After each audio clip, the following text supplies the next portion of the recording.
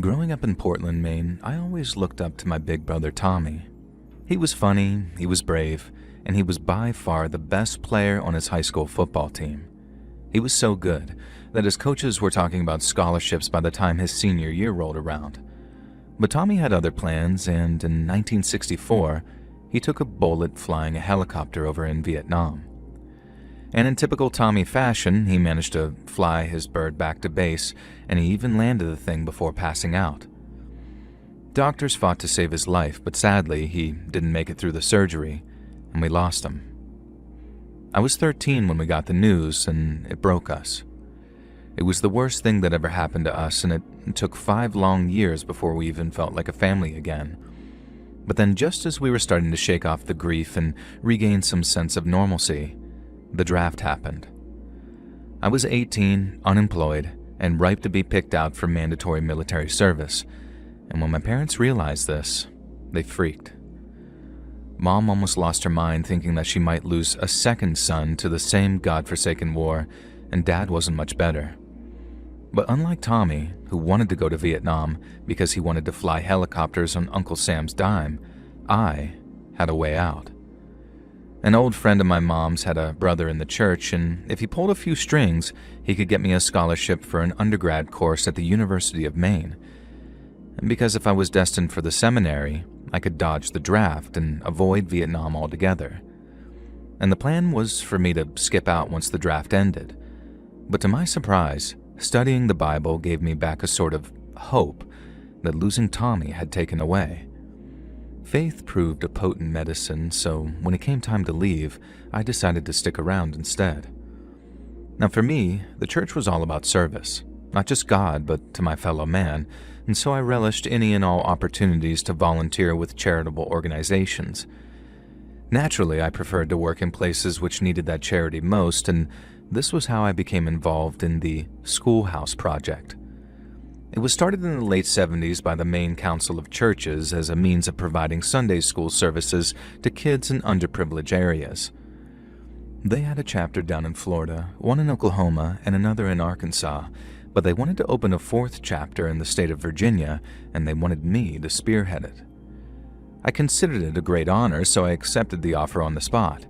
Then in the late spring of 1977, I was headed down to where Kentucky meets the 2 Virginias to start up my Sunday school. Now here's where some of you are going to take issue with the way that I tell this story, and for that I'm just going to apologize in advance. But I once promised a man that should I ever formally retell it, I'd protect the identities of the innocent to preserve what little peace God's allowed them in the time they have left. And so with that in mind, let's just say that I was headed to a little town with the pseudonym of Ashby, and way out in the hollers of Appalachian, Virginia.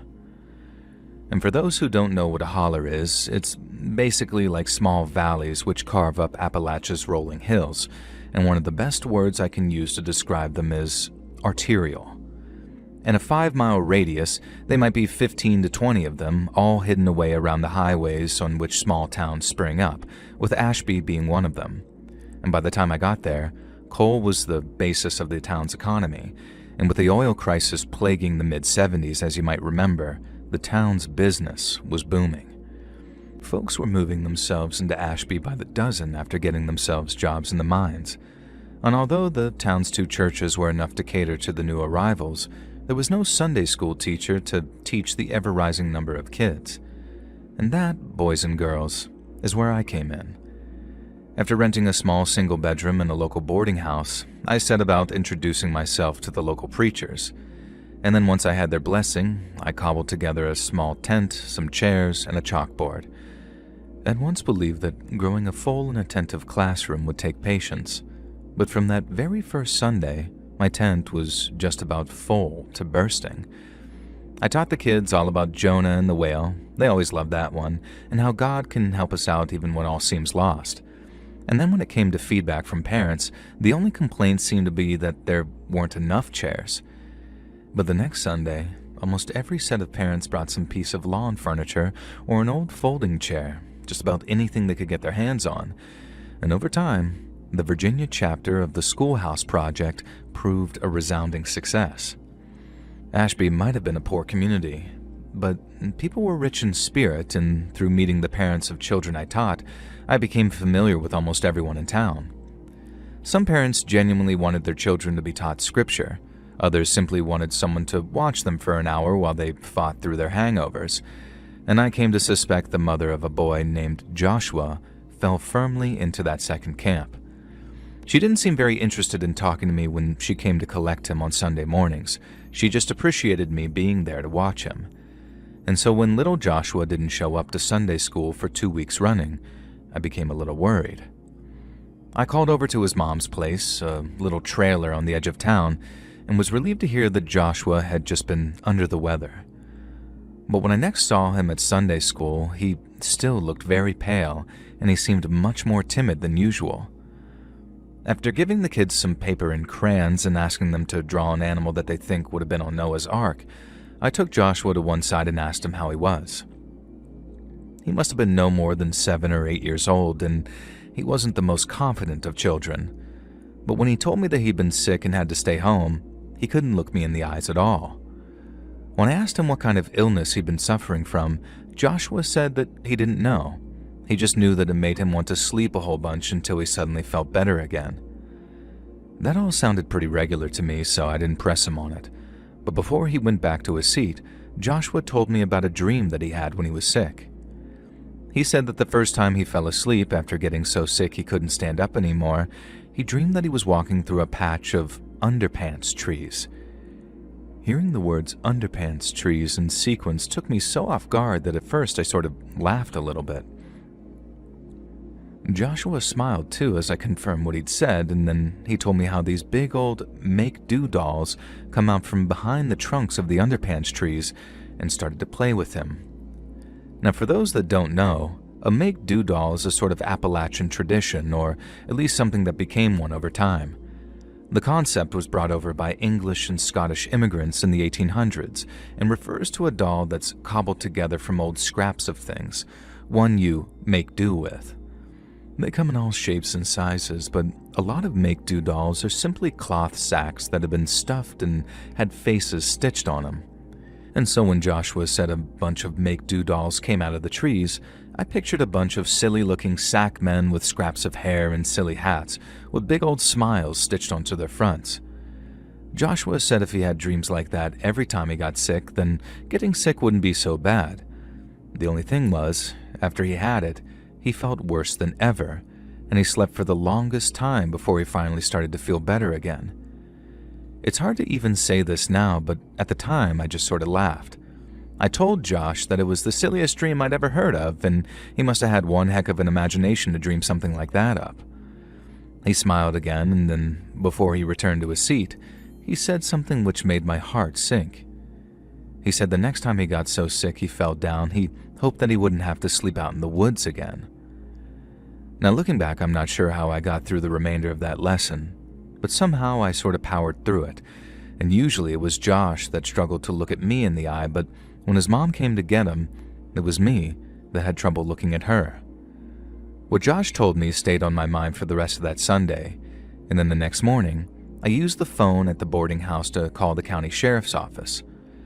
A few hours later, a young deputy that I'll just call Isaac arrived at the boarding house, and when I laid out everything Joshua had told me, Deputy Isaac said that he'd make sure little Joshua was being taken care of, but he also warned me that in Appalachia, taken care of was a relative term.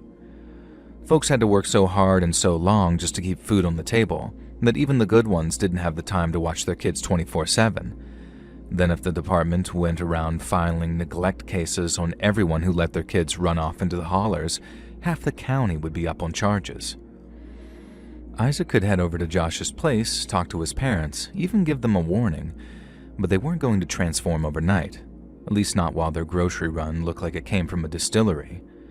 And I knew I couldn't help people who didn't want to change. But I also knew that having the law breathing down their necks might prompt Josh's mom to change their ways, so I was appreciative nonetheless. Isaac called me back a few days later saying the situation likely wasn't as bad as I thought. Joshua had collapsed in the woods all right, but his mom went and found him after sundown following a frantic search, at which point she took him home and nursed him back to health. And as you can imagine, this was music to my ears. I didn't want to cause his parents any trouble. I just wanted to make sure little Josh was okay. And then since there were no more repeat absences and no more strange dreams, I believed that that was the end of my concerns. Another 6 weeks went by without event, and the only sadness I felt was knowing that one day I'd have to pack up and return to Maine. Some might call the place very boring, but to me, the town had such a peaceful simplicity about it. Very little happened in Ashby, and so when something did happen, it was the talk of the town.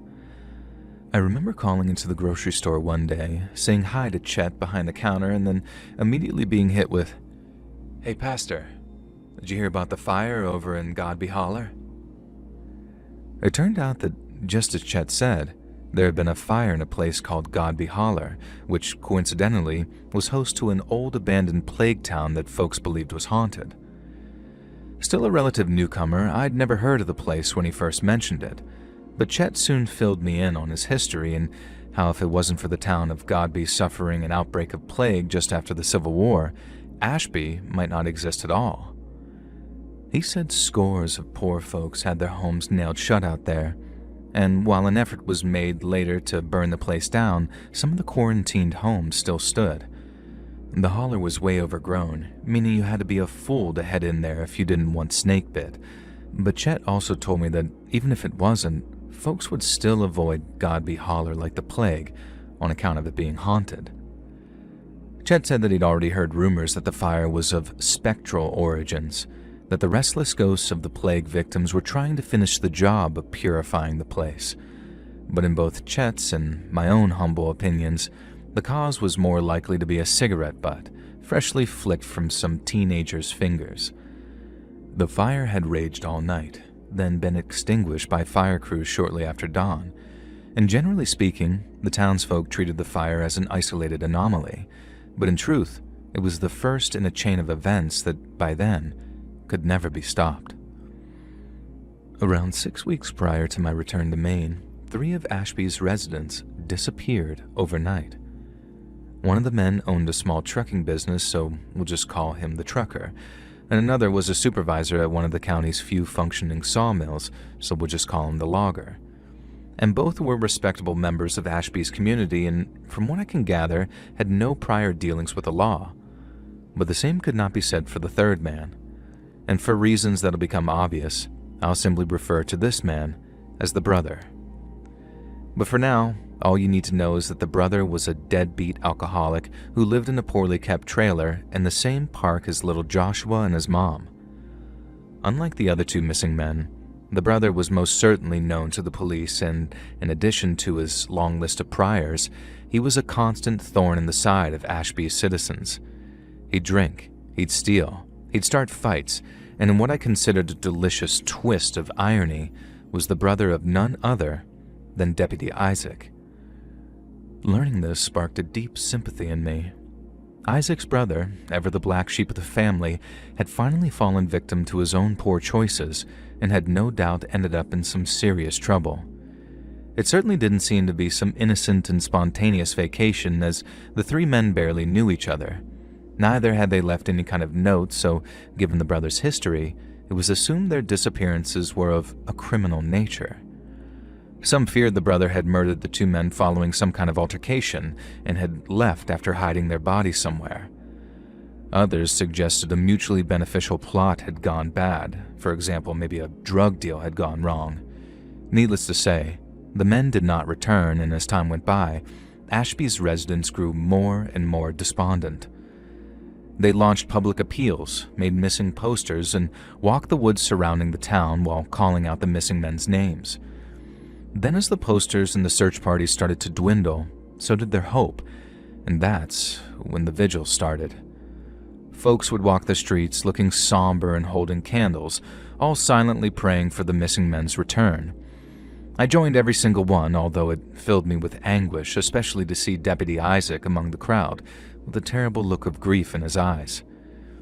At the time, I believed his experience as a police officer was robbing him of hope. How he must have seen too many bodies at too many crime scenes to believe the men had taken an impromptu fishing trip or were laying low after a deal went wrong. I approached him and asked if he wanted to talk, but he declined my invitation. Now, maybe a week or so after the final vigil, a hope tree was erected inside one of Ashby's churches. Now, it was little more than a sheet of cardboard, cut out in the shape of a tree which had pictures of the 3 missing men attached to it. But joining them were flowers, candles around the bottom, and notes that folks had written expressing hope for their return. It was shaped like a pine tree, simple but beautiful, much like the metaphor the church's preacher used when he said their hope, like God's love, was evergreen. But then one night, somebody slipped into the church under the cover of darkness and trashed that beautiful hope tree in a very violent manner, and the town was shocked to its very core. Ashby was a place where things like that just didn't happen. People respected their neighbors just fine, but that wasn't anything compared to their respect for the sanctity of the church. So to have someone doing something so violent to something that meant so much to folks, people were outraged. They demanded the county sheriff track down the person that did it, and potential witnesses were urged to come forward. People were tense, very tense, and it broke my heart to see those usually peaceful, loving people suddenly turn on each other like they did. Folks who weren't on the best of terms with the missing suffered thinly veiled accusations, and one town meeting descended into a yelling contest before it was concluded. Now, I suppose it was the thought of how close they were to catching the culprit that got people so excited, because in the commission of the crime, the perpetrator had left something behind. It was a mask, a full head cover made of sackcloth, and stitched onto the outside was a smiley face. Everyone in Ashby knew it was a case of find whoever owned the mask and you had your perp, but the sheriff never did locate its owner. But it wasn't the mask owner who left it at the scene, it was someone else. I just didn't find out who until the night before I drove back to Maine, when the boarding house I was staying at received a call which was intended for me. It was Deputy Isaac calling, but he didn't sound his usual self as he asked if I was free to talk. When I told him he was welcome to stop by at the boarding house, he told me it was a conversation best conducted in private, and this is why we arranged to meet in darkness a few miles down the road, not far from the entrance to the burned-out Godby Holler. Now, I rather naively believed that I was in for yet another emotional goodbye. A great many of Ashby's residents had been saddened by my imminent departure, and many a tear had been shed, and so I believed the Macho Man Deputy Isaac didn't want his tears visible to the public, and in a sense, I was correct. They were tears, and there was a goodbye, but Deputy Isaac also had a story for me, one that so shook me so deeply that I still think about it, sometimes daily, even after all these years. And it was after dark when I drove over to the proposed meeting spot, and then after parking my car, I got out and waited patiently for Isaac's arrival. He walked out of the darkness not long after, alone and with a bottle of liquor in his hand. And I could tell that he was sauced just from the way he was walking, and it was then that I got the impression that it wasn't going to be the emotional goodbye that I believed it to be. In fact, by the looks of him, I'd be lying if I said that I wasn't a little scared of Deputy Isaac that night, right then. After exchanging a few awkward pleasantries, I asked Isaac what he wanted to talk to me about. He didn't reply right away, and instead he took a long drink from the bottle of his hand while he appeared to gather his thoughts. And when Isaac asked if he could make a confession to me as a pastor, I told him things didn't exactly work like that in the Presbyterian Church. If he wanted to make a confession, he could do so directly to God, because while God sees and knows all, he certainly appreciates a little personal honesty from his children. Isaac said something about how a one-on-one with God wouldn't cut it. Not at that current moment, anyway. And instead, he wanted to jawbone with someone man to man, not man to God. And I understood, so I asked what he wanted to confess. But before he spoke, Isaac said the only reason that he was talking to me was that I was leaving for Maine in the morning. He asked if I was ever going to come back someday, and when I replied, yes, hopefully, he told me to push that idea right out of my mind. He was about to tell me something that no one could ever know, not anyone who lived around Ashby anyway. And so once he told me, I was to stay away, and for good, too. And if I didn't promise as such, then he wouldn't say another word. And I figured that since Isaac obviously wanted so badly to share what was on his mind, the dutiful thing to do was honor his wishes and swear myself to at least partial silence. Now, once he'd secured my promise, Isaac told me that a few days before the fire in Godby Holler, he bumped into an old coworker while in the next county over. This old coworker of Isaac's now worked for the Russell County Sheriffs, and when Isaac asked him how things were going, his old coworker shared details of a recent investigation with him. The week prior, Isaac's old coworker arrested a teenage prostitute for solicitation, and then while in the back of his car, the girl started talking about a recent assault that she'd been subjected to. Now at first, the old partner thought that she was just making it up to buy herself some sympathy, along with some time out of her cell with a cup of coffee and a cigarette. But once she got going, the old partner realized that her story was for real. The girl said a John picked her up for a date and then drove her someplace before parking his truck and offering her a beer. The girl said she took it, and then they drank together as they talked terms, so to speak. And that was pretty much the last thing she remembered until she woke up in the woods, all black and blue and feeling sore as hell. She wasn't sure what she'd been drugged with. She just knew that it must have been some pretty potent stuff, because all she remembered was being taken to a haunted house by a masked man, and how when they were dragging her out again, the leaves on the trees turned into underpants right before her eyes. Isaac's old coworker wanted to know what kind of drug might cause hallucinations, unconsciousness, and memory loss, and Isaac replied that there was a bunch of stuff that induced such effects, one of which was called roofies, or Rohypnol these days. But as he talked, his mind had long since started to wander. On his drive back toward Ashby, Isaac couldn't take his mind off what his old coworker had said about the leaves turning into underpants. He'd heard that same thing somewhere before, and recently too, and then finally it clicked. He remembered how little Joshua had mentioned underpants trees to me at Sunday school, and it was a minor detail I'd mentioned in passing, but as I'm sure you'll agree, the image stuck. Isaac considered how unlikely it was that two people who'd apparently no connection whatsoever had dreamed up the exact same imagery just months apart. He then thought about the girl being taken to a haunted house. There was only one place near Ashby he knew to be haunted, quote-unquote, and that place was Godby Holler, home of the old, half-scorched plague town that nobody ever dared visit. Now, with all those thoughts running around his mind, Deputy Isaac decided to stop by Godby Holler on his way back to Ashby. It had been untouched for more than 100 years by that point, meaning anything short of a tank would have trouble driving through without getting stuck. And so Isaac hopped out of his truck and then went wandering into the haunted Godby Holler after dark, armed with nothing but a flashlight and a pistol.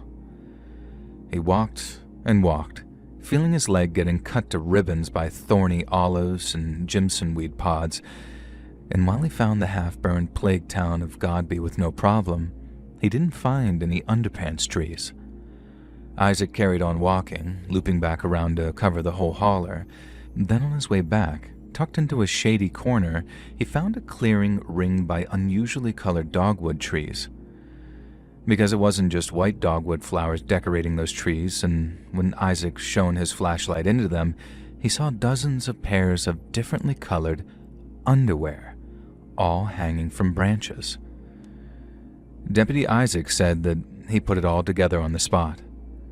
If the assault of that teenage girl was for real, and she hadn't simply hallucinated the underpants tree or the men in the sackcloth masks who looked like make-do dolls, then neither had little Joshua. Now, what made it all worse was that all those pairs of underpants dangling from the branches looked like trophies. And if that was the case, then the number of victims had to be in the high double figures. How long had these monsters been active in taking their victims to Godby Holler? Who were they, and how had it taken until then for it all to come to light? These were all things Deputy Isaac pondered to himself as he walked back to his truck to grab the spare can of gasoline that he kept in the back of his truck. And he knew it wasn't a good idea to burn evidence like that, and that by doing so, he was potentially jeopardizing the prosecution's case should it get to a court of law. But Isaac didn't care. He wanted the men behind those sackcloth masks to know their crimes had been uncovered, because once the cat was out of the bag, All he had to do was sit back and watch whose dogs started barking. Isaac soaked those dogwood trees in gasoline, set them on fire, and watched them burn for a while before heading back into Ashby. And then the next morning, the fire was the talk of the town. Isaac played his part as the oblivious deputy, but took the opportunity to gauge folks' reactions when he asked them, "Did you hear about the fire up in Godby Holler?" Everyone he asked replied with innocent surprise, everyone except his deadbeat brother, who mysteriously had a bus to catch not long after hearing the news. Deputy Isaac found that incredibly coincidental, so he drove over to his brother's trailer to take a look around.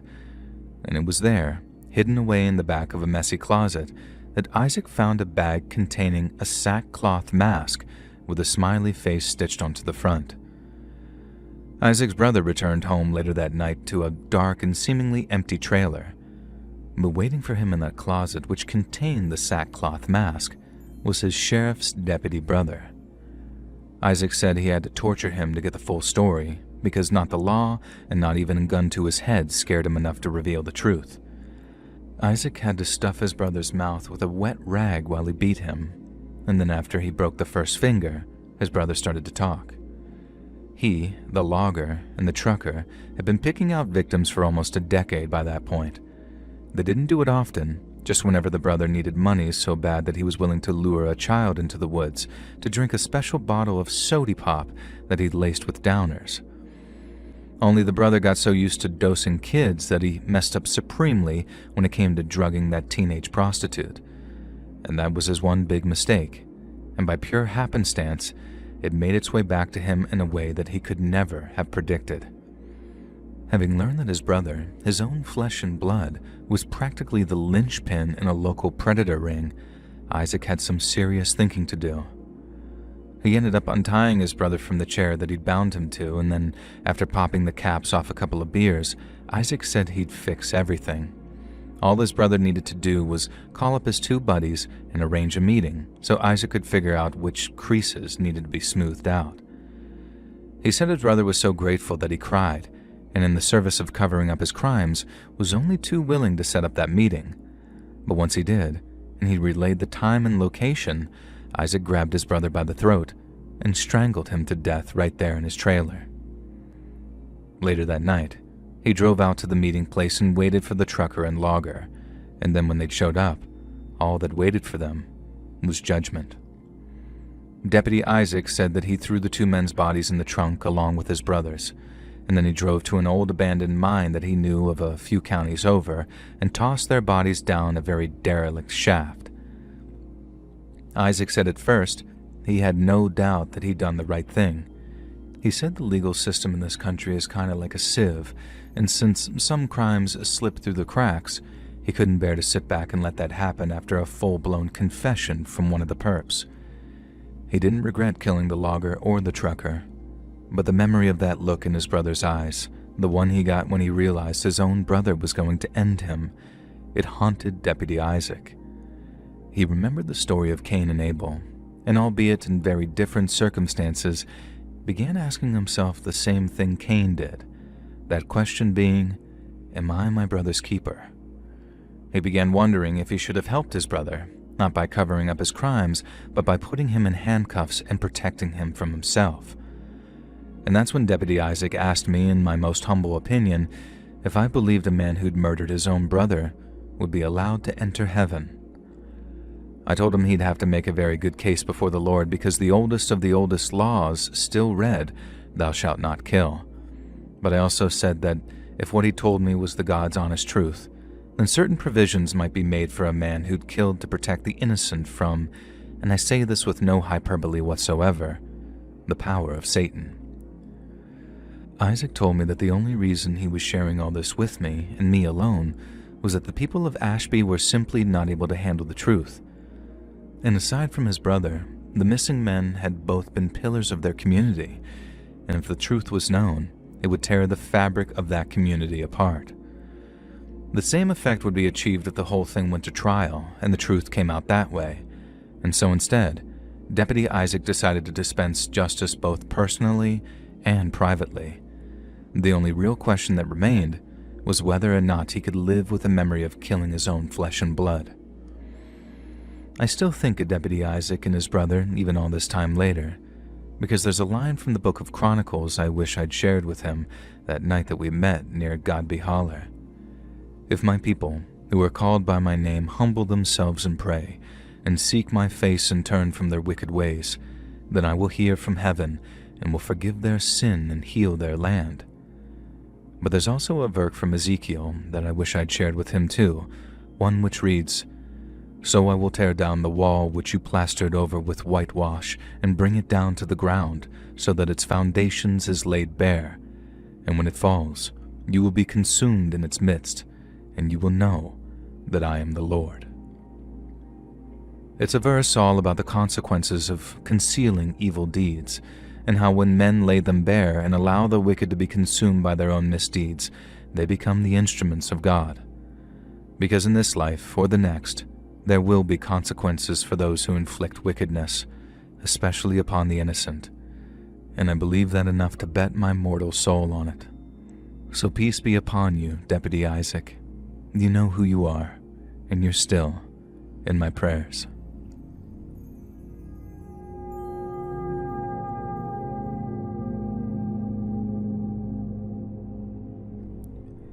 I was born and raised in the suburbs of Cincinnati, and thankfully, I had a boring and rather uneventful childhood. Both my mom and dad were from Cincy, and 3 out of our 4 grandparents were too. But my grandpa on my mom's side was from North Carolina, and not from Charlotte or Greensboro either. He was from a little town called Jefferson, way out in what you might call Appalachia. I've never personally visited the place, and I'm sure it has its charms, but my grandpa Joe always had very mixed feelings about the place, and I guess a lot of that was down to him serving as a deputy sheriff in the Ashe County Sheriff's Office for just over 10 years. He said that the job showed him the very best of humanity, but also the very worst of it too. And in a place like Appalachia, the highs are high, but the lows might just be lower than any other place in the country. He said it's like there's something in the water out there, something which puts a little piece of darkness into even the most good-hearted of people. Meaning while he had plenty of heartwarming stories, he had plenty of frighteners too. And this is one of those frighteners. Grandpa served as a deputy for most of the 80s and was one of the deputies on site when a plane full of cocaine was forced to land at the county airport due to bad weather. It was a national news story, and whenever some big-shot newsreader talked about the cops who found the coke, Grandpa used to think, heck, they're talking about me. But this isn't about that. Like I said, this one is a real frightener, and the story starts with a sweet old man by the name of Mr. Levi. Mr. Levi was a sweet old widower who lived in a beautiful home just off of Candlelight Drive. He used to run the old town barber shop till he sold it to the man who'd owned it for the next 40 years or so. And then after his retirement, he took care of his wife till she sadly passed away. Now after she passed, Mr. Levi spent a lot of time eating pie at the Jeff Cafe or paying visits to the barber shop to make sure that the new owner was taking care of the place. But the thing he was best known for around town was raising money for the Ashe County Humane Society. Grandpa said Mr. Levi wasn't even really an animal lover. It was his late wife that adored cats and dogs and the like. But in her memory, he worked tirelessly to ensure the Humane Society's furry friends wanted for nothing. And as you can imagine, Mr. Levi was a popular man around town and a man of routine. Without fail, he'd stop by the cafe every morning and he'd show up at the barber shop every afternoon except Sundays. So one day, when Mr. Levi didn't show up to the cafe, the owner and the proprietor got a little worried. She decided to call the sheriff, and it was my grandpa that was given the task of going to check out sweet old Mr. Levi. He said he drove over from the sheriff's office and knocked on Mr. Levi's door. He didn't get any answer, and then when he walked around to the back to see if the door there was unlocked, he found it wide open.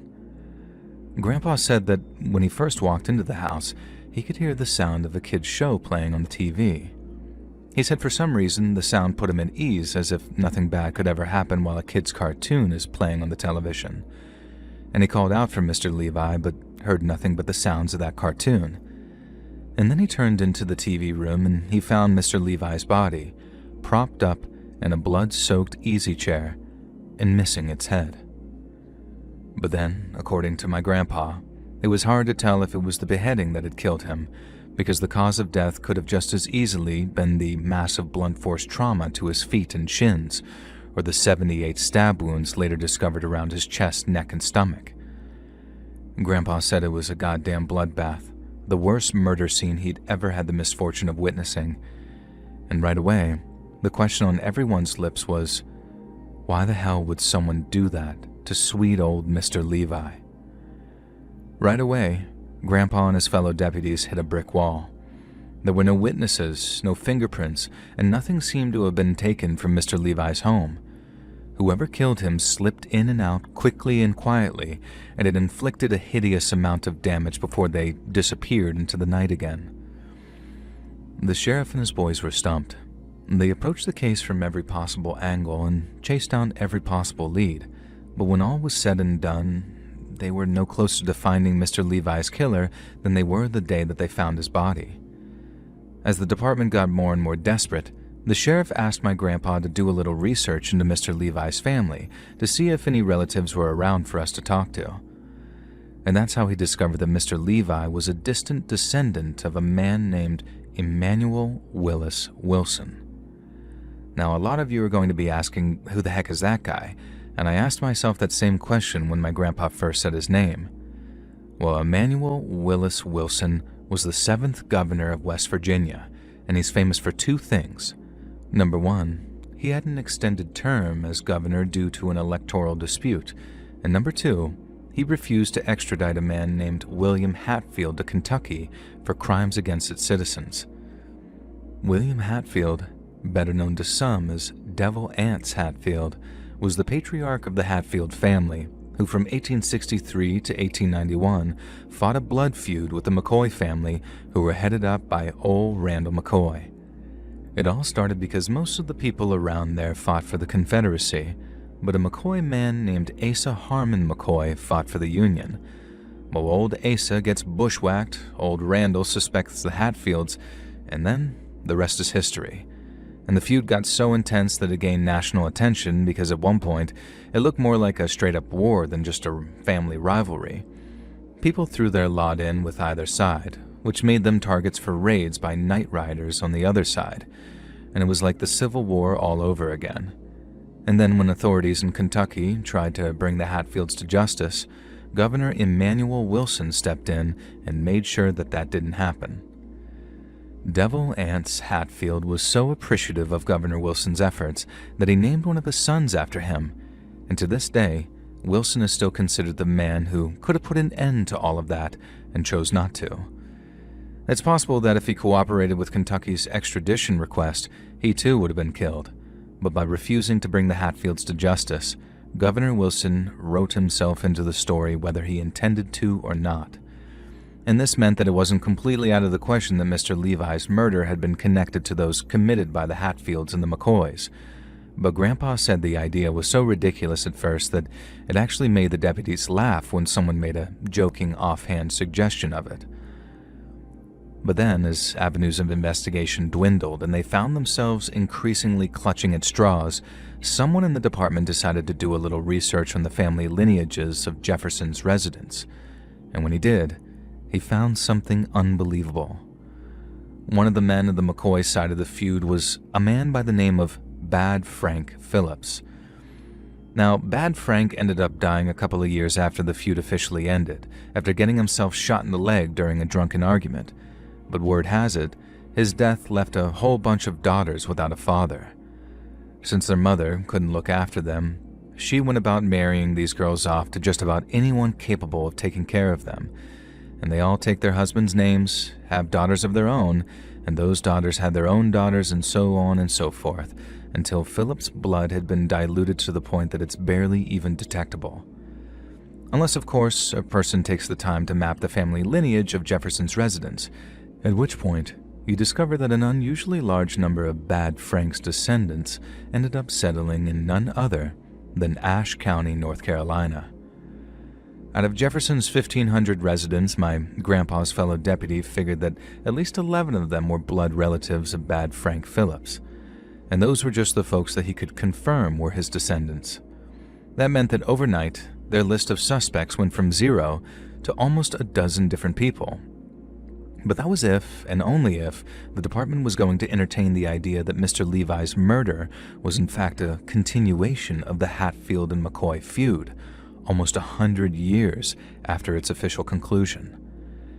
But then, seeing as they had nothing else to go on, the sheriff decided to work down the list of names to see which had alibis for the night of Levi's murder and which didn't. And then out of the 11 individual names on that hypothetical list of suspects, the sheriff discovered only one of them had a solid alibi. The sheriff invited a couple of them down to the department. Nothing serious, just to ask a few innocent but probing questions. And then by the time 4 or 5 of them had been interviewed, the department was split in two. One side thought the other was making a mountain out of a molehill, and they were seeing patterns that weren't really there. But the other half, Grandpa included, thought just about any of those 11 people could have been responsible for the murder. Grandpa thinks the most likely scenario involves someone doing a little ancestry research and then finding out about the feud and their connection to it.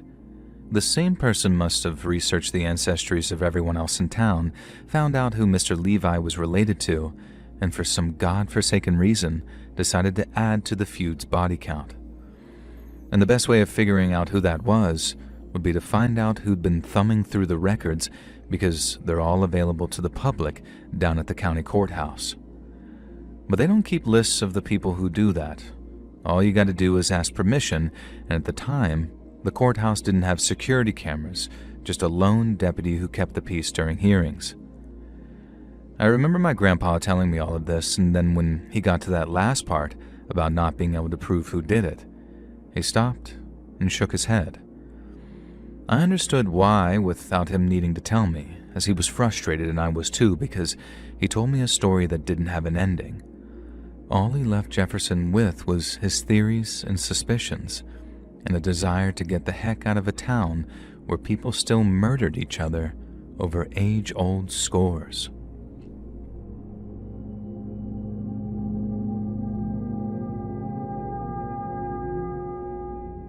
More than 30 years ago, way back in 1995, I drove down to North Carolina for a camping weekend with some old friends of mine. And the place was called Standing Deer Campground, and it was sort of nestled into the foothills of the Great Smokies, and it was probably one of the most fun weekends that I'd had in a while. We hadn't seen each other in quite some time, so it was awesome to have a little reunion like that. And then on Monday morning, it was actually kind of emotional having to pack up and leave, when I think that I'd have happily spent the rest of my days drinking wine coolers and talking trash with the girls. I said my goodbyes, loaded up my car, and then realized that I didn't have enough gas to make it back to Indianapolis, which is where I was based at the time. Then when I asked one of the camp's admin team to direct me to a gas station, they said all I had to do was follow the southern road out of camp, and there was one near another campground called River Valley. I followed his instructions, and then lo and behold, there was the gas station, nestled into a bend in the road on top of a small hill. When I parked my car near one of the pumps, I saw it was one of those pay-first kind of deals, so I paid for my gas, walked back to my car, and then started filling my tank. But then, as I'm watching the little numbers get higher and higher, something catches my eye from way over near the trees at the edge of the station. And like I said, the gas station was sitting on top of a small hill with gentle slopes on two sides and roads leading away from the two other sides. Both sides with gentle slopes on them were covered in trees, so when I saw movement, I looked over to see nothing and no one, and I thought it was just the shadows playing tricks on me. But then seconds later, I see it again, and that time, it definitely wasn't some trick of the light. There was a man, his head and shoulders leaning out from behind a tree, and it looked like he was just sort of watching the gas station. He was standing in the shadows, so I couldn't see him clearly, but I swear we locked eyes for a couple of seconds, and he then started walking up the slope out of the trees and into the daylight. And when he did, I saw just how monstrous he looked up close. If I had to guess, I'd say that the guy was in his 30s. But if you told me the guy was 50 or a 20-year-old with the hardest paper route ever, I'd have totally believed it. He was so skinny he looked like he was starving, and there were all kinds of sores all over his arms, which were entirely exposed thanks to him wearing a tank so dirty it seemed impossible that it had been once white. As he got closer, I saw just how bloodshot his eyes were, sunken deep into dark, never-sleep sockets. And I could also see what I later found out was called his meth mouth, how his teeth were either black, brown, or missing entirely. He walked all twitchy too, and that's the best way I can describe it, like there was so much dark energy inside of him that it was trying to burst its way out. He looked like a walking nightmare, and what was worse, he was walking straight at me. And then just as I looked around to see if anyone else was seeing the same thing I was, the guy reached behind his back and then pulled out the crappiest, dirtiest looking handgun I'd ever seen. I knew he was going to point it at me, because aside from the clerk inside the station, there was just no one else around. I remember throwing my hands up, palms out flat and facing him, and then watching the store clerk just sitting there, none the wiser to what was happening. While one side of my brain is thinking, oh God, please just take my car and go, the other half is thinking, I need to make a whole bunch of noise so this clerk realizes what's happening. And so the first thing I do was yell out, "Please don't shoot me!" nice and loud. And the guy must have seen my eyes darting over to the clerk because he turned to look at him, just in time for the both of us to see him realize what was going on, and then run off into the back. Now I'm thinking, okay, he's either going to call the cops, or he's going to get a gun, which was obviously great for me, but not so good for the meth head robbing me because it put him on the clock. Now he turned back to me and just said, "Keys, wallet, now," in this raspy voice. I tossed my keys over to him and begged him for a second time not to shoot me, and the keys landed maybe a yard or two away, so he had to bend down to pick them up. But after taking his eye off of me for a second, he acted like I was about to lunge for him or something. Now he kind of jumped back, aimed his gun at me again, and then started breathing heavily while getting very twitchy again. I told him I wasn't going to do anything, that I didn't have a gun or anything like that. I just wanted him to take my car and go because I was scared out of my mind. Now the relief that I felt when the guy lowered the gun was like a wave washing over me, but I barely moved a muscle. I just took a few steps back from the car so he wouldn't run over my toes driving off, but kept my upper body still as a statue for fear of making him twitchy again. But then just as he was about to open my driver's door and climb into my car, the guy stopped, then turned his head to look at me. It was like time stood still for a second. One moment I was in the clear, the next I was dragged back into that twitchy, scab-covered nightmare again. Now I guess he figured that since the cops were probably on their way, I'd be giving his description and passing on my license plate number to the cops within a matter of minutes. And then in the moment, I guess his solution to that was to shut me up for good, by killing me. He pointed the gun at me again, but that time, he wasn't just pointing it at me. He was aiming it at me. 2 hands, looking down the sights, probably pointing it right at my head.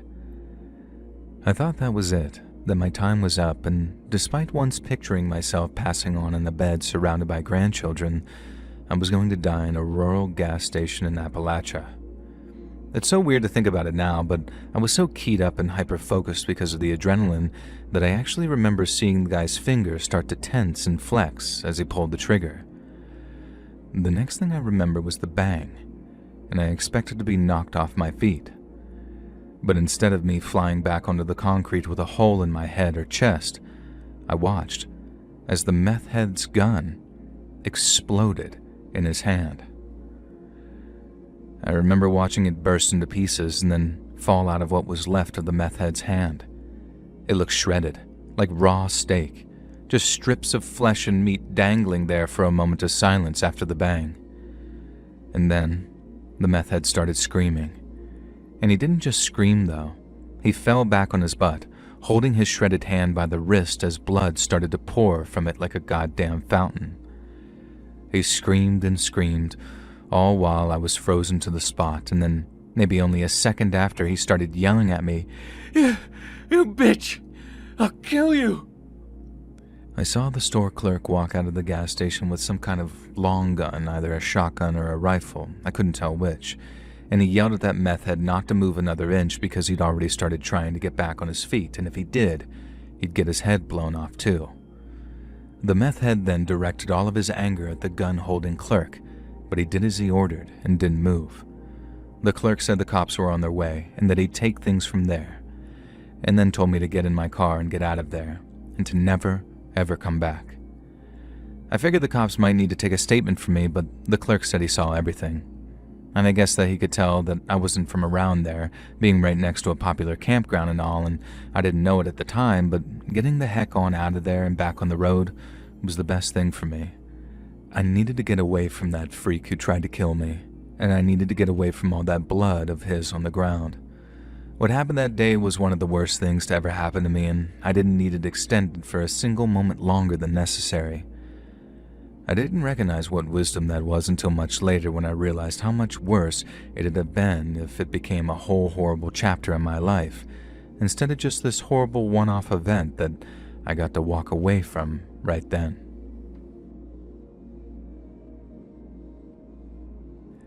Hey friends, thanks for listening. Click that notification bell to be alerted of all future narrations. I release new videos every Monday and Thursday at 9 p.m. Eastern Time, and there are super fun live streams on Sundays and Wednesday nights. If you got a story, be sure to submit them over at my email at letsreadsubmissions@gmail.com, and you might even hear your story featured on the next video. And if you want to support me even more, grab early access to all future narrations and bonus content over on Patreon, or click that big join button to hear about the extra perks for members of the channel. And check out the Let's Read podcast, where you can hear all of these stories and big compilations located anywhere you listen to podcasts. I also have a true crime channel called Saturn Soul. Check it out. All links in the description below. Thanks so much, friends. And show of hands for how many unks are unculating.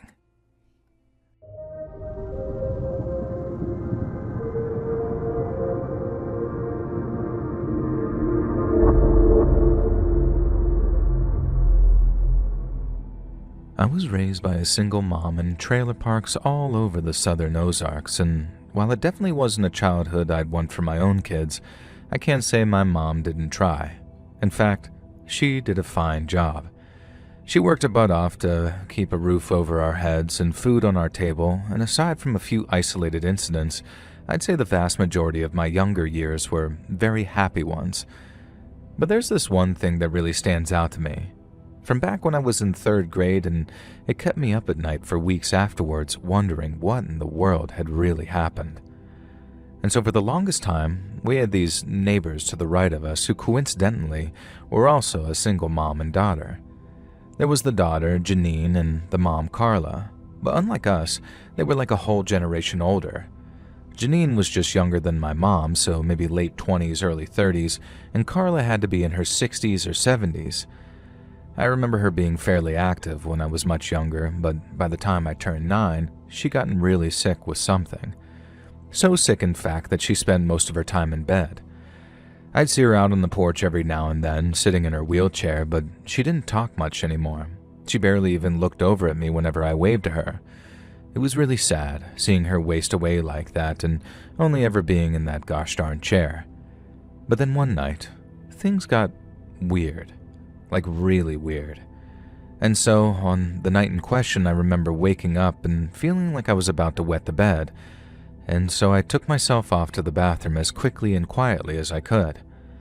I did my business, and then thought that I'd get myself a drink of water before heading back to bed. Those summer nights in Arkansas can get pretty stifling sometimes, even up in the hills, so I remember being really parched and having this absolute need for some water. And then as I'm standing in the kitchen, looking out this little window at Janine and Carla's trailer as I'm gulping down a glass full of water, I could have sworn that I saw Carla standing in her bedroom window.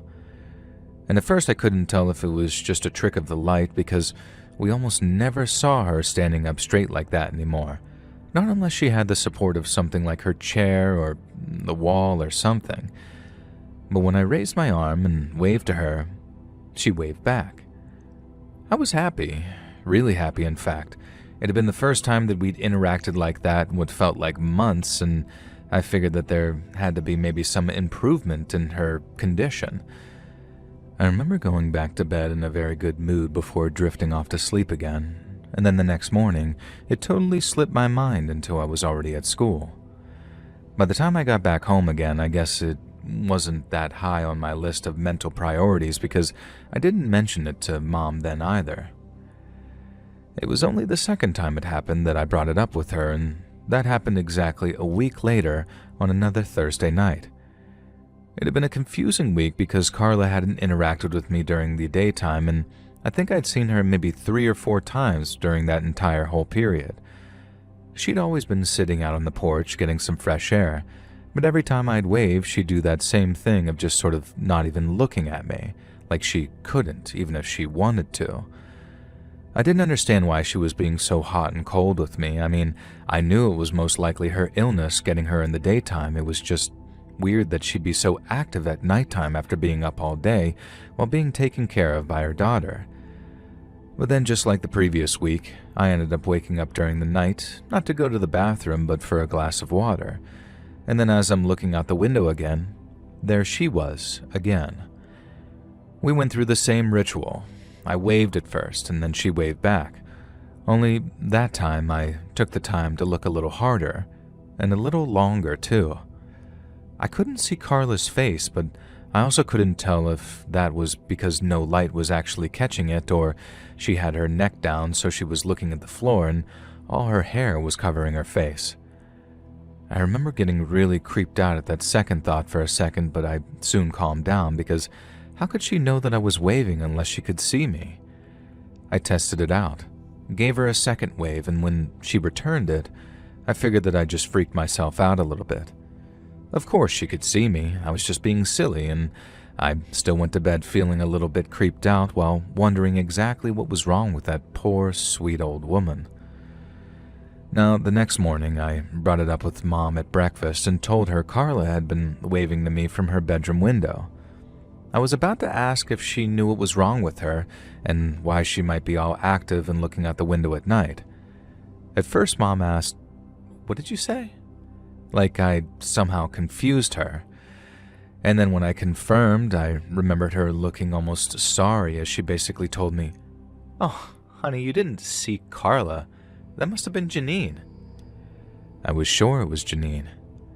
I saw Carla's skinny arms. It was Carla's bedroom I was looking at, and I saw the same nightdress that she was wearing in the daytime, too. All parts that were lit up from the outside, I just couldn't see her face. I remember insisting to my mom that yes, it was definitely Carla, and then after she just sighed, she told me why that could not have been Carla waving to me from the window. You see, her condition had worsened to the point where she couldn't get out of bed. She was only awake for a few hours a day, and when she was, it was only ever in the daytime, and she was way too weak to do anything but just lie there and talk. I hadn't been out of bed in weeks by the time I thought I saw her, so there was no way in hell that she could have just stood there by her bedroom window at night, waving at me. I knew better than to argue. Mom never was one for back-talking. But I also knew it in my heart of hearts, even though I was only 9 years old at the time, how that must have been Carla I was looking at, not Janine. It only happened once more, as in sort of I only saw Carla in the window at night one more time, and on that occasion, I didn't bother waving to her. I was just too creeped out.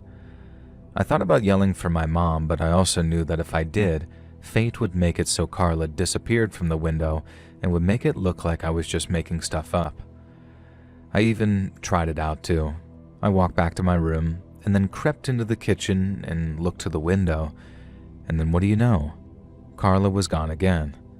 Like it was her trying to cause trouble by, I guess you might these days say, gaslighting me. I still hoped that she was getting better, even if people said she wasn't, but in reality, Carla wasn't long for this world. I remember seeing a minister and assistant stop by one day, driving this big fancy sedan, well, fancy to me anyway, and they stopped by Janine and Carla's place, and I remember asking my mom why. She told me that Carla probably wanted to get right with God before her time came, and how that's what sick people do sometimes when they're close to the end. I believed it at the time. But nowadays, I think differently about that visit. Lots of strange things happen in the Ozarks, especially in the darker, less traveled areas of the mountains. It's not uncommon for people to seek the help of the church when their loved ones are really sick or acting strange. And while I don't know exactly what that minister did, I know a couple of days later, Carla passed away. Me and Mom went to her funeral, and I remember people expressing almost this sort of feeling of relief. Relief that Carla was no longer suffering from whatever illness it was. But looking back on it, I'm not sure it was an illness, at least not in the conventional sense. I just hope that whatever that minister did, it brought her everlasting peace.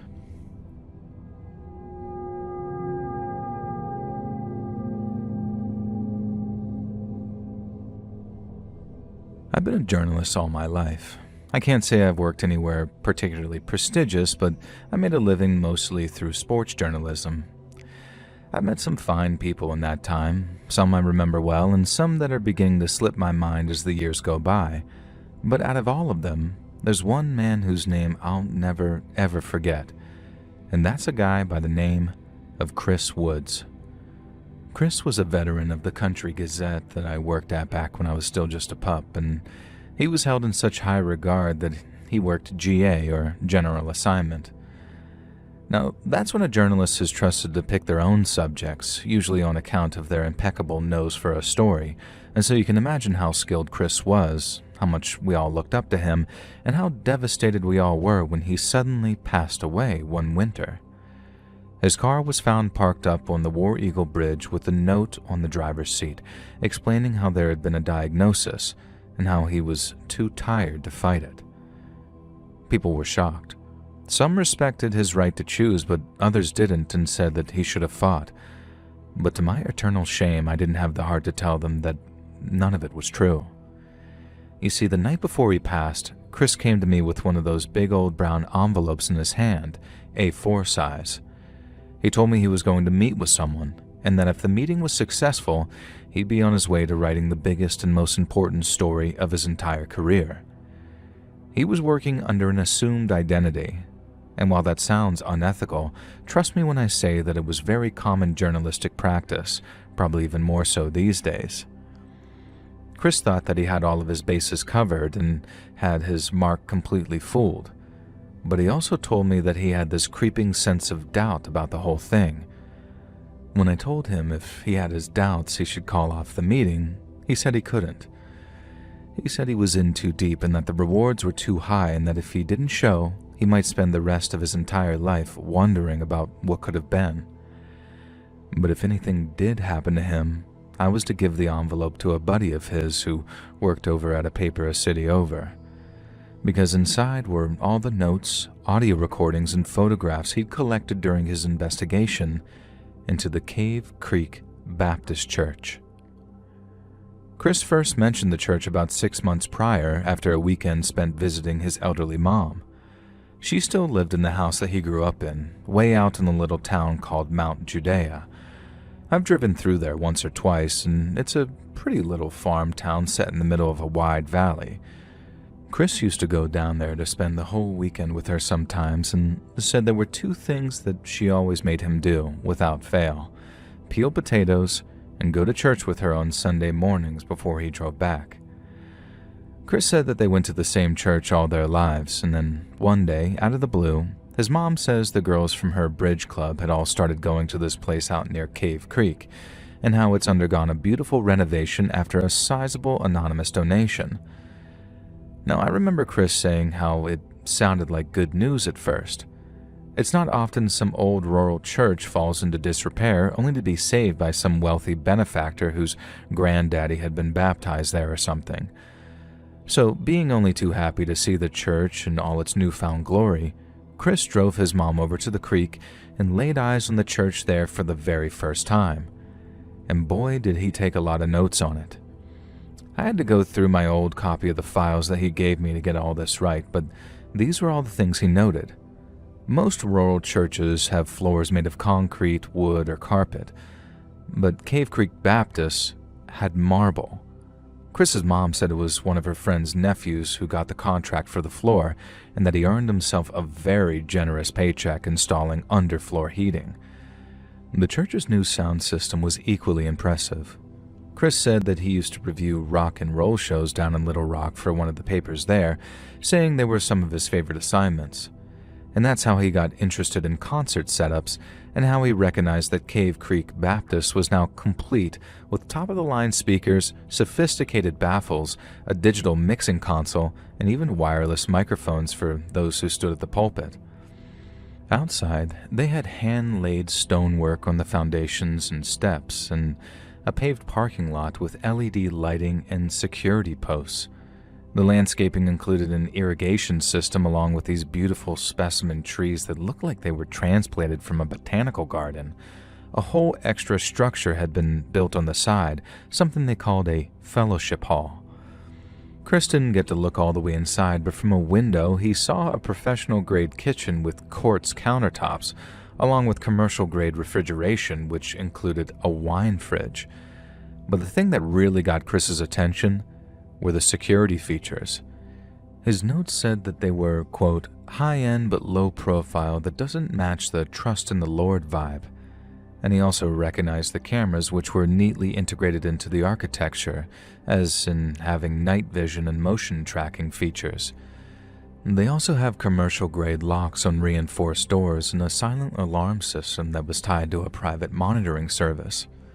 Chris is making a note of all this stuff in his head while the pastor is giving his service, and you might be thinking that he was a real likable guy to be the recipient of all that money. But you'd be wrong on that, because Chris was a great judge of character and said the guy gave off a subtle but very distinct flavor of slime ball. His mom ended up introducing him to the guy after the service was over, and Chris said that he got that exact same read off of him. He might have had his own congregation fooled, taking all that high and mighty talk in his beautiful new church, but Chris said that he could see right through him. Something was going on with that church, and Chris wanted to find out what it was. That week, after he got back from his mom's, was the first time he mentioned it to me.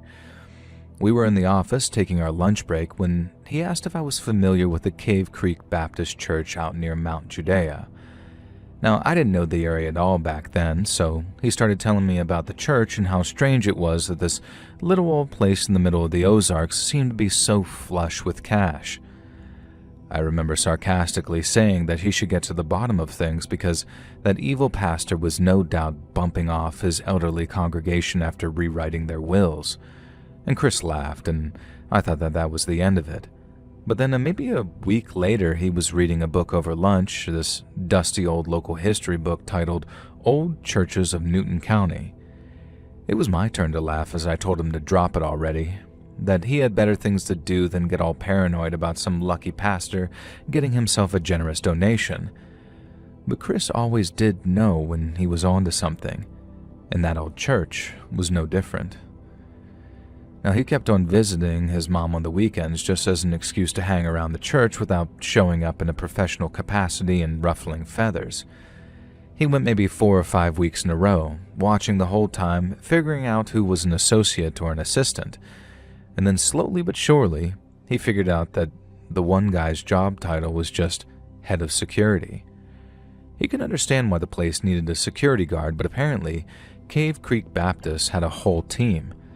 Again, this didn't seem all that strange, as I can think of 1 or 2 around these parts who wouldn't think twice about robbing a church.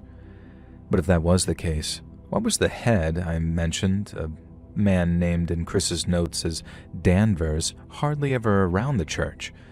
I mean, he came and went from time to time, but Chris only ever figured out just how frequently after he tailed him on and off for a couple of days.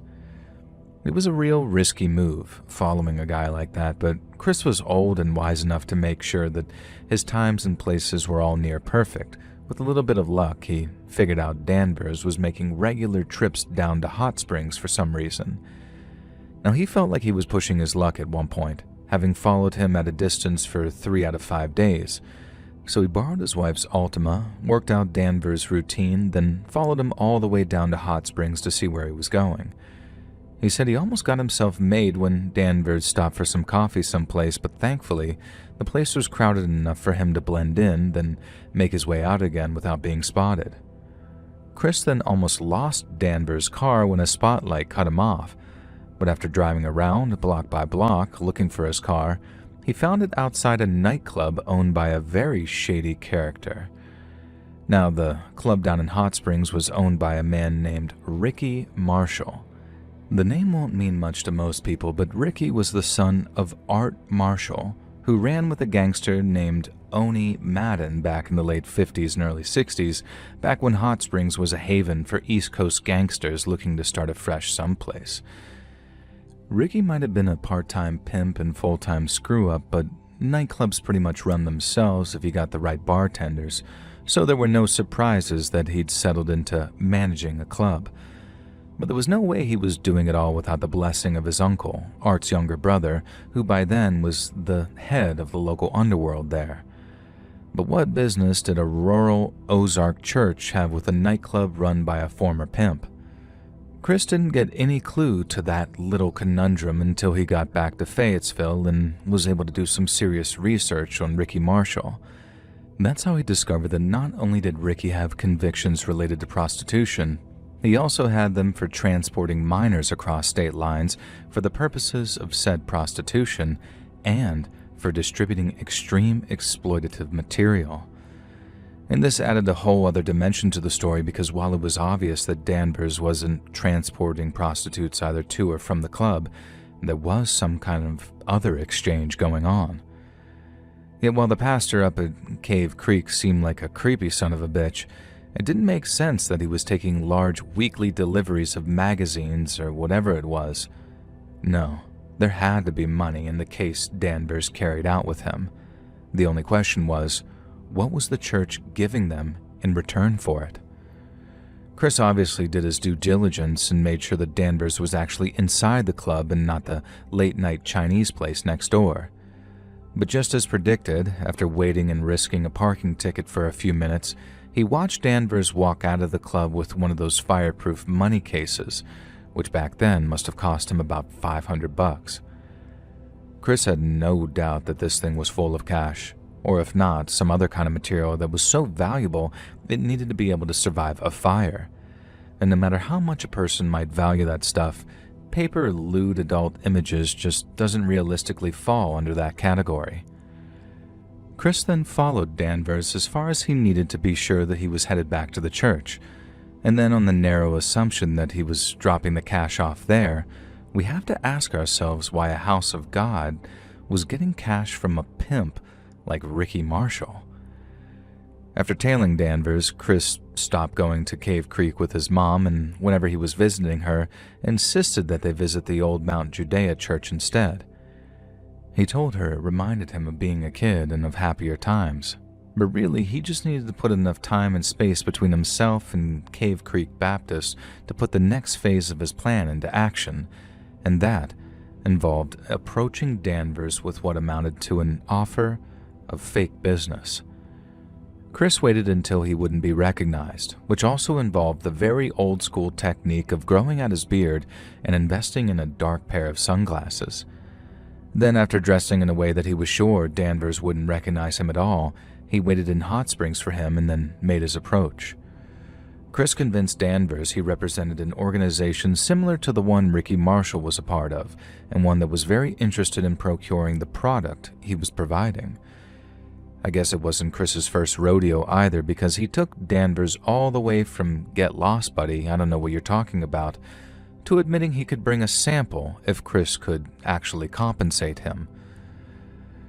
Chris said he played his hand just right and that he never once mentioned what that product might be, which implied that A, he already knew what it was, and B, that he was so on the level that he knew to mention it out loud in public. Danvers still seemed a little skeptical, even after Chris invited him to pat him down for wires and what have you, but after promising him a sizable finder's fee for sourcing materials for him, Danvers relented and gave Chris a number to call in exactly 24 hours in order to confirm the sample exchange. Chris waited, called the numbers, and then confirmed a time and place for them to meet. And then 2 days later, he was at a desk at the end of the day giving me instructions on what to do with the envelope full of notes and evidence. I didn't take him all that seriously at the time because over the course of maybe a month or two, he'd gone from mentioning his suspicions to reading that old history book to acting like he was about to expose the truth behind the JFK assassination. I thought he'd gone a little nuts, if I'm being honest, that maybe he was going through some kind of midlife crisis. He seemed fixated on something that had a perfectly rational explanation, at least that's what I thought, until I read what was in the envelope. And only then did I realize the gravity of the situation and how Chris's death was not what it appeared to be. I remembered the day that he failed to show up for work in the morning and how people were walking around the office saying, "It must have been one heck of a head cold to not call in and let us know." People treated it like it was no big deal, but I got an actual chill running through me thinking about all the stuff that he'd said about him disappearing and what I should do if he did. Like I said, I thought Chris was losing his mind and that he talked himself into thinking he was the star in his very own conspiracy movie, but he hadn't talked himself into anything, at least nothing delusional anyway. Or maybe a better way to phrase it would be, Chris actually had talked himself into something, and that something was a whole heap of trouble. I had to keep my mouth shut during the unsuccessful search for his body and during his funeral when heartbroken family members were asking why. Why would he do something like that to himself? And in my mind, I kept screaming out, He didn't write that note. He was murdered. But I was also under strict instruction not to kick up a stink about what I'd been told. If I did, I might spook Danvers, the pastor, maybe even the whole operation, and then Chris's work would never be completed. And so instead, I did as I was told and delivered the files to his friend at the Fayetteville newspaper. I couldn't deliver it to him in person, of course. They didn't just let me walk up to the guy's office and drop it on his desk. I had to go through a secretary. But I left her my contact details and asked her to pass on a message to Chris's friend saying if I could help in any way at all he needed to do was call me. But he didn't, and it got to the point where I had to call him, hounding that secretary again and again until he finally agreed to call me back.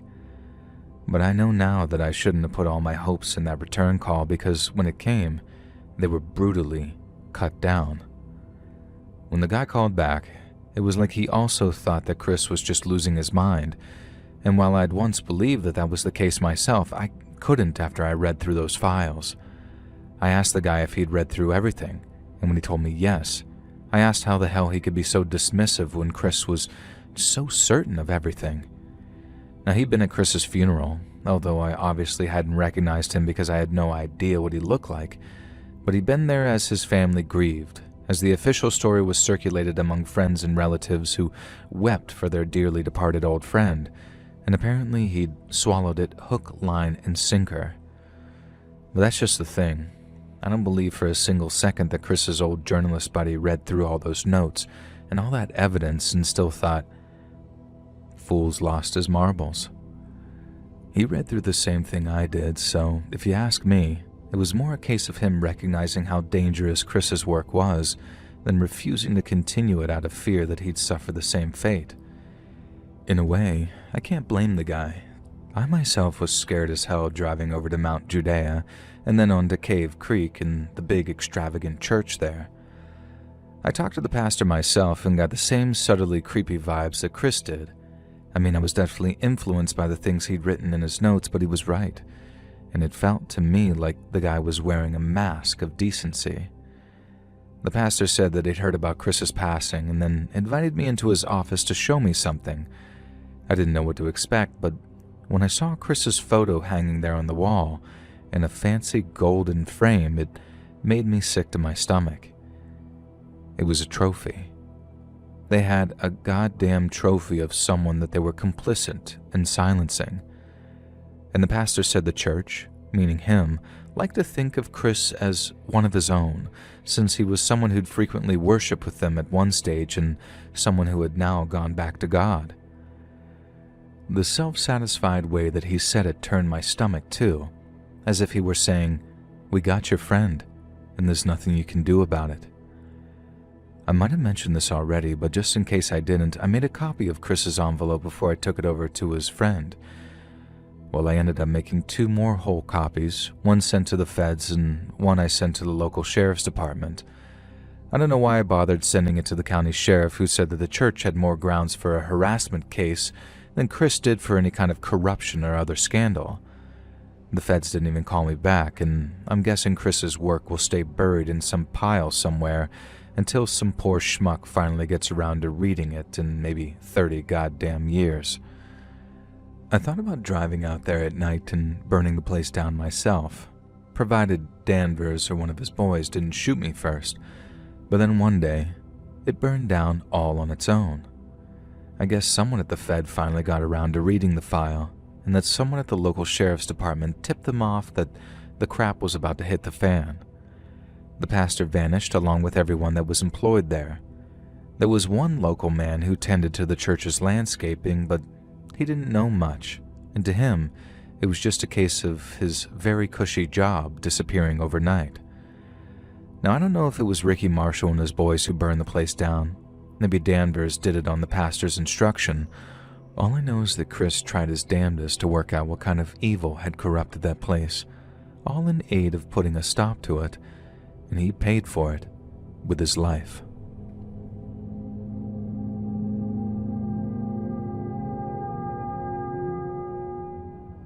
I was born and raised in the southern Ozarks and spent the majority of it living up in small mountain towns.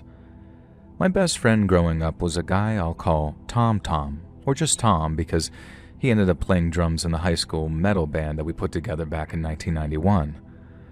Our guitarist was a guy we called Wizard because he was so goddamn good that black magic just seemed like the only explanation.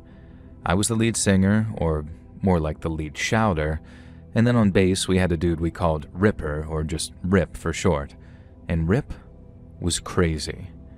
He was loud, wild, and didn't even play bass when he first joined the band, but he had this intensity and vision about him that was second to none. It wasn't even like he could write songs either, but the ideas that he had for them and the stuff that he came up with lyrically, it blew our minds at 18 years old. And there was one line that he wrote that went something sort of like, "Nuclear fire, funeral pyre, bathing the ruins in poison dust." And that had me and Tom both like, dude, that is awesome. And then even though he had this really rough, kind of amateurish art style, the stuff he drew for potential EP and album covers was just incredible. I'm talking like the kind of stuff that you might expect a patient in a mental asylum to draw, but cool. Like outsider art, if you know what that is. Now anyways, Rip had all the vision, and I did an okay job of shouting his lyrics in a way that did them justice, but it was Tom and the Wizard who made the music really pop.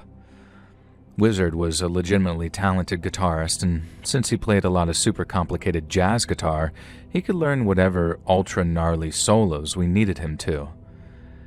He also understood music, like he could read sheet music and knew which notes and chords we needed to play to make something sound a particular way. And then since all we wanted was to sound scary and heavy, the Wizard helped make that happen in a big, badass way. We wanted to get good, really bad and really fast, so we put in the hours, day after day, practicing at this abandoned cabin in a place that we called the Dog Patch that we converted into a semi-soundproof practice space. Now, I don't want to say exactly where the Dog Patch was because this is a snake that I don't want to wake, you know what I'm saying? But it's also a story that's too crazy not to tell, so let's just say the Dog Patch was out in the Ozark Mountains someplace, in a spot where so few people lived that we'd actually play heavy metal all night, volume all the way up, and not have to worry about the cops. Now, we started out slow, learning a couple of the slower ex-hoarder songs from Slaughter in the Vatican, but as we got better and better, and the songs got tighter and tighter, it was like we unlocked something collectively, and that's when things really started to pop. We practiced a lot, and we got good, but there was an arrogance about us too. A swagger that said, of course we're good. We work hard at this stuff, and we're going to show the whole damned world just how good we really are. Now spoilers, we didn't end up showing the whole world this, But we did end up showing about 24 venues in some of the bigger towns and cities in northern Arkansas, and let me tell you, that became like a drug after about 3 or 4 of them. We went to kick ass and take names and did both. The ass kicking in the form of tight, gut-punching sets, and the taking names in the form of meeting other bands, swapping numbers, and securing invites to play more venues. And by the time things went to crap, we had a small following coming to each of our shows and asking when we were going to show up with tapes or merch to sell. We were well on our way, dude, I'm sure of it, and then slowly but surely, things started to unravel and fall apart. About a year into practicing and playing shows, Rip got majorly into getting high. Now, we were all getting high, and we did a lot of drinking too, mostly together, but it was a case of, if it's around, cool, I'll try it.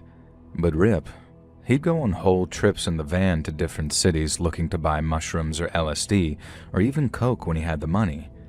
He said he got bigger and better ideas whenever he was high, and we believed it too. I now think his ideas would have been, and were, just as good without getting high, but at the time, we were in the thick of it, you know? Rip had this idea that, to reach the next level, we had to go on a joint LSD trip together, like as a band. Now, I thought it was a great idea, and so did Tom Tom.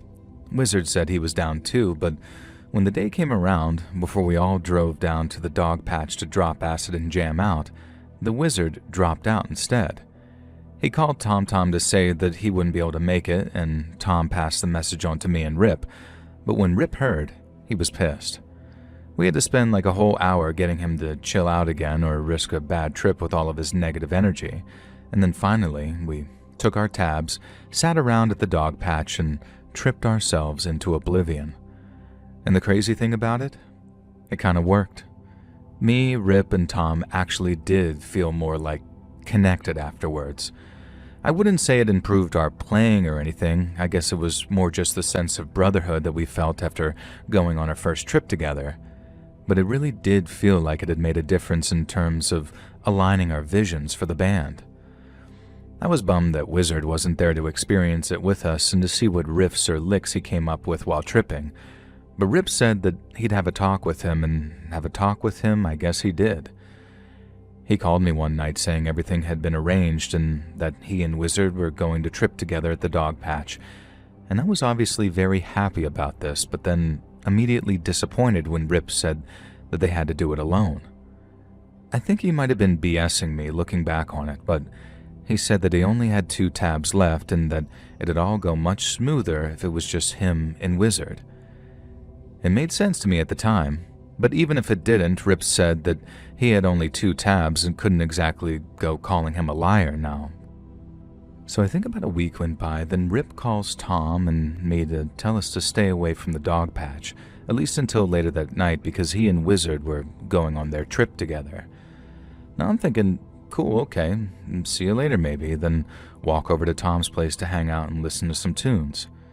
It was always a good hang with Tom, but then, by about 8 in the evening, we were bored out of our minds and we were itching to practice.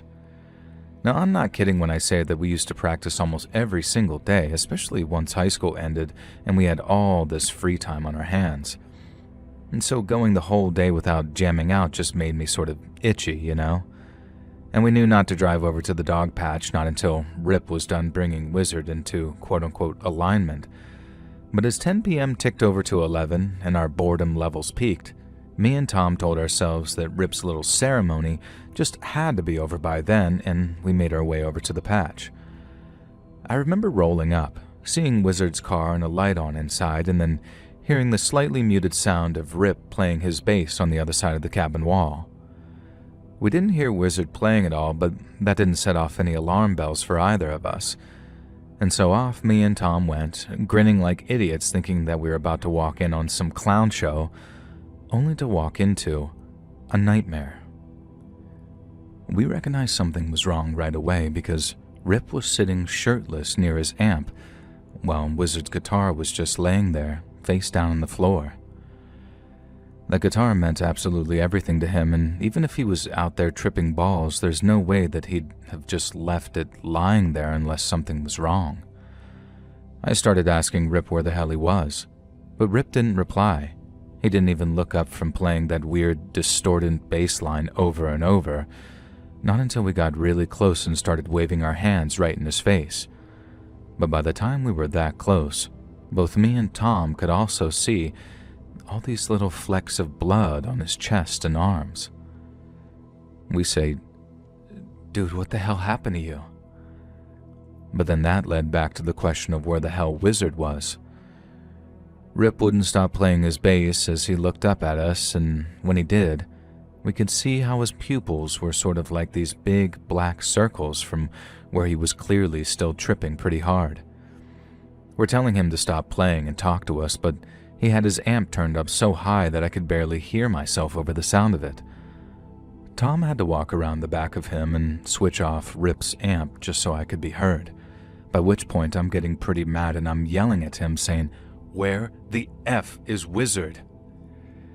After telling me to chill, Rip said, "Wizard's not here, man," and then started laughing. I guess because he was doing the old Cheech and Chong bit, but then knowing what I know now, it just feels way, way darker. Tom then says, "His effing car's outside, Rip. Where did he go?" But this only caused Rip to start laughing again. He could barely get his words out from laughing so hard, and when he did, they barely made sense. "He didn't go anywhere. He's just not here anymore. He wouldn't give it all up." It was that last part which really got my attention, and I started asking him what he meant by "give it all up." To my frustration, Rip just started laughing hysterically again and not being able to get his words out. And as I'm telling him to breathe and focus, Tom walked out the back door having noticed it wasn't closed all the way, and then not even a minute later, I hear him screaming. I went running out the back door because I'd never heard Tom make a noise like that, not in all the time I'd known him, and I think just from the sound alone I could tell that he'd found Wizard. I caught a glimpse of Wizard's shirtless body and how he was lying face down in the dirt outside the cabin, with his back smeared with blood. There was a lot of it too, blood I mean, and so much that I also thought that he was dead. And that's what Tom kept saying as he pushed me back towards the cabin. He said I didn't want to see it, that Wizard was gone, and that there was no helping him. I told him we needed to go get help, I guess because I couldn't accept what he was telling me, but when he told me about Wizard's head being cracked open and that we needed to get the hell out of there before Rip did the same to us, it flipped a switch in my mind. I first thought that maybe it had been an accident or something, that Wizard had fallen and smacked his head on a rock while he had been out tripping, and Rip was just too high to even realize or handle it. And Tom had seen the body up close. He'd seen the damage done, and from his perspective, there wasn't anything accidental about them. The next thing, I was back in the cabin yelling, "What the F did you do?" as Tom just kept on pushing me towards his car. He was growling at me to shut up and move, and behind him, Rip was still sitting on his butt with his bass across him, smiling as I yelled at him. He wasn't laughing then, though. Smiling, sure, but not laughing, and he was calmly explaining that Wizard couldn't commit, then he had to go. I remember him saying something about another band and how Wizard couldn't make the first acid trip because he was playing with another band someplace. Then in this big, booming voice, Rip called him a traitor and told us we knew what happened to traitors. He then launched into some rant about loyalty, but I didn't catch it, because by then, Tom had managed to wrangle me outside. Rip continued to rant and rave as Tom continued to force me towards his car, but by then, Rip's voice was all muffled and barely audible. I guess it was only then that I tuned back into Tom and heard him telling me, "Get in the car, dude. We need to get ready to move." I could not have agreed more because we needed to find some place to call 911, but that's not what Tom had in mind at all, because after I'd climbed into his passenger seat and he climbed in beside me, he didn't start the engine. Instead, he reached across me, opened up his glove box, and pulled out a gun. Now, it might sound messed up, but at the time, I kinda got it. I didn't think that Tom was that mad about what Rip had done. I mean, I knew he was mad, but I thought it was more of a sort of We need to go get this son of a bitch in cuffs before he runs off. But when he said, we need to get out of here, I guess it was because he was planning on committing a murder of his own. And honestly, I understood his thinking, which is why I didn't try to stop him at first. When I realized that if he did shoot Rip, if he walked in there and blew his head off like he deserved, then all 3 of my bandmates would have their lives cut short, and not just 2. The last thing I wanted was for Tom to go to jail for the rest of his life, so after those first few moments of asking, "What are you doing?" but knowing exactly what he was doing, I switched to, "Tom, don't do it. He's not worth it, man." But I couldn't even sell that last part to myself because I didn't believe it. Rip deserved to die for what he did, and I didn't know if I had it in me to stand in front of the bullet. I followed him out of the car just as Rip appeared in the open doorway of the cabin with a big smile still plastered across his mouth. I was still yelling at Tom not to do it, and he already had the gun pointed right at Rip's head, but you'd never have guessed it from Rip's reaction alone. He had his arms stretched out either side of him like he was inviting Tom to shoot him, and he was saying a whole bunch of stuff at the same time, but the thing that stood out was when he said something like, "If you honestly think I deserve to die for it, then go ahead, shoot me." Tom walked right up to him. I mean, so close that he was like pushing the gun against the space between his top lip and his nostrils. And then he stopped and didn't shoot. I remember thinking something to the effect of, "Oh, thank God," because the last thing we needed was another dead body out there. I thought Tom was just going to yell at him because he started screaming all of these curses at him, like he was just going off on everyone he could think of all at once. I thought he was letting off some steam, or maybe about to pistol whip him, but then, bang! Tom shot Rip right through the mouth, and at least from where I was standing, it killed him instantly. Seeing Rip go down like that, the way he did, and knowing Tom had just pissed his life away killing someone the cops probably would have shot anyway, it hit hard, man. I remember spinning away with my head in my hands, saying, "No, no, no," over and over. I didn't want to look because I couldn't accept it. And then when Tom started yelling at me to get in the car, I couldn't bring myself to do it at first. I kept saying how if I did, we were all going to jail, because that'd make me probably an accessory. But then I also realized that if I didn't get a ride someplace, I'd have to walk there to get help, because there was still the voice in the back of my head thinking, maybe they're still alive. We drove until I saw a house with a light on, then demanding he stop.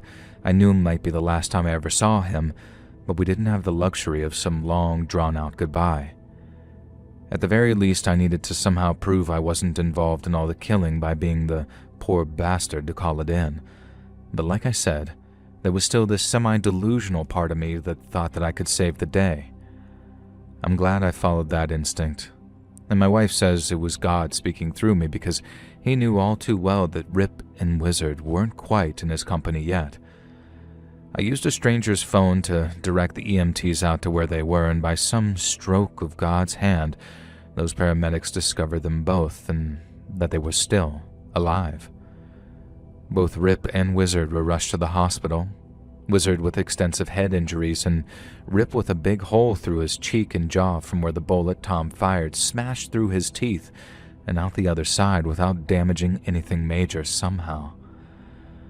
Both went into surgery that same night, and both came out okay, albeit with very different paths to recovery. Wizard obviously came off way worse, and after having his skull clamped shut with metal staples, he spent a whole year learning to walk and talk again. He also had to relearn how to play guitar, which was messed up on a whole other level. Now, he said he could remember how to play all the stuff he used to, but it was like his hands had forgotten. It said it made him feel like his brain had been translated into another body or something, like it was really freaky like that, and he had all the support of his friends and family too, and Wizard was a popular guy, whereas Rip, he didn't have much in the way of family, and after people heard about what he did, no one wanted to associate themselves with him.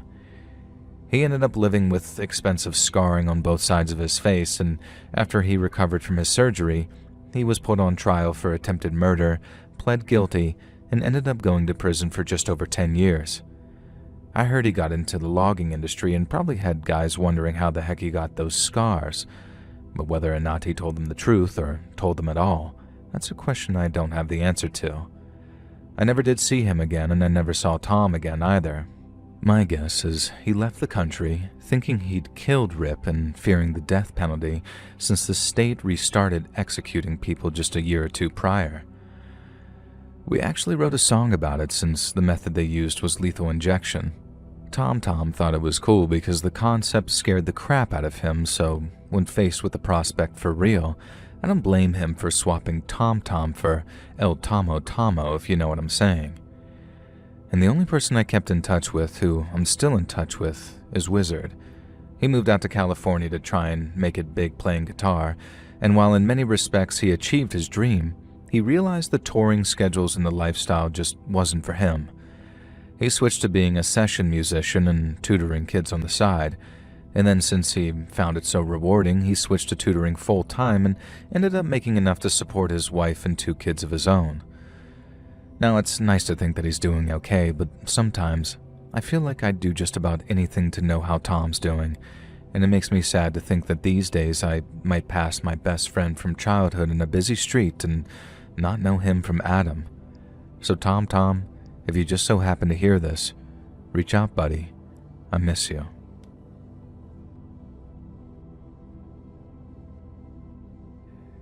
Hey friends, thanks for listening. Click that notification bell to be alerted of all future narrations. I release new videos every Monday and Thursday at 9 p.m. Eastern Time, and there are super fun live streams on Sundays and Wednesday nights.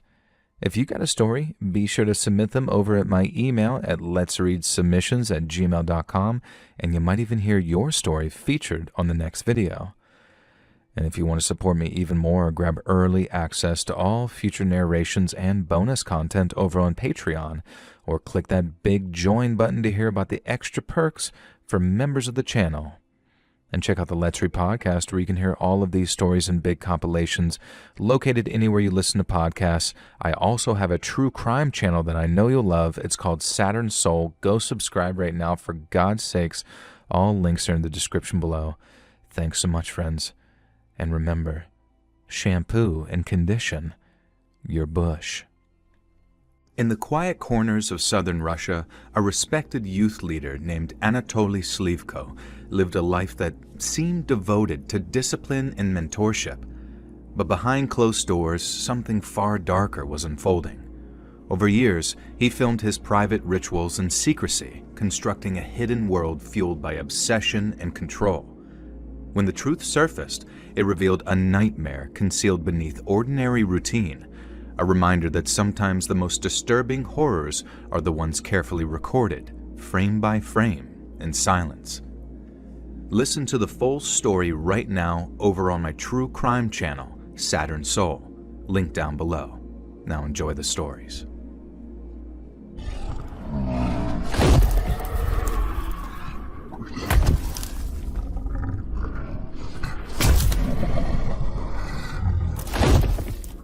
I grew up in a group home in the Midwest. My foster parents tried, but I hit the road once I turned 18. Now, I worked my way across the country, moving from place to place once I had enough cash in my pocket from working odd jobs.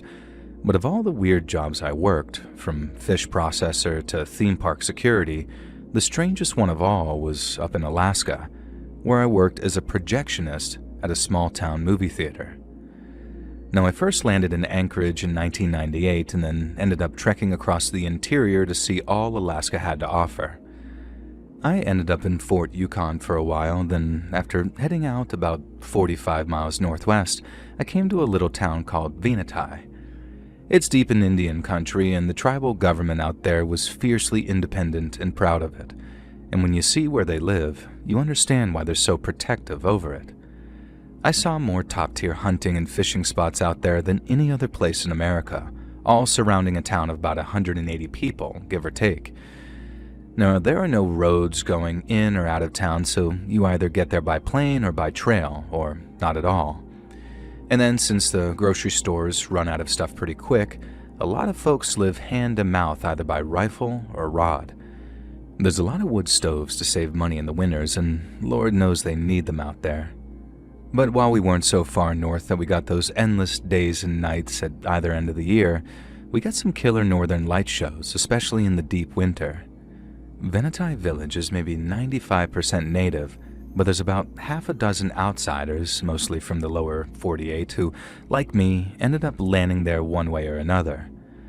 I remember bumming around for a while just getting to know the place and its tribal culture. And then one day, I got word that the projectionist at the old movie theater was throwing in the towel and someone was needed to take his place. Now, I didn't know squat about working a projector, but since the pay was decent and no one else was stepping up to the plate on account of how boring it was supposed to be, I figured, why the hell not? Now, I'd really taken a liking to Venati, so I was glad to be sticking around, but I quickly figured out why no one had jumped at the chance to do that job. First off, the movie theater was just a huge semi-soundproof shed with a projectionist platform at the back and a bunch of old church pews and folding chairs to make up the rows of seating. There was no actual heating in there, so aside from an old space heater which just about stopped the whole theater from freezing over, you had to wrap up warm and maybe bring a little vodka if you wanted to get through the night. And then secondly, the library of reels they had was nothing short of abominable. There were a lot of old reels from the 50s and 60s, and not the good ones either. There was one titled The Robot versus the Aztec Mummy, about a mad scientist who had to construct a combat droid to fight off an evil Aztec mummy he accidentally awakened. And then a movie called Earth versus the Spider, which is pretty much what you imagine it to be. The movies were terrible, but no one really cared, and every Saturday night you'd get at least a dozen younger men with beers just hanging out and making fun of whatever crap movie I decided to show. They'd seen all of them 100 times too, so much that they were yelling out lines along with the actors and mimicking the action whenever the robot and mummy were fighting, or when the cops were trying to kill the spider with a whole bunch of DDT. It was one of their only forms of entertainment, a place friends hung out, a place parents could drop their kids off for a couple of hours whenever the family-friendly stuff was playing on a Sunday. And it means a lot to some of them, and I felt they deserved better. I started a small grassroots campaign, raised a little money for the theater, and then started calling around places in Anchorage and Fairbanks, seeing if anyone had any old movie reels they wanted to part with. Sometimes I'd get a whole bunch of stuff, mostly more of the same bad movies from decades ago, but at least they were new.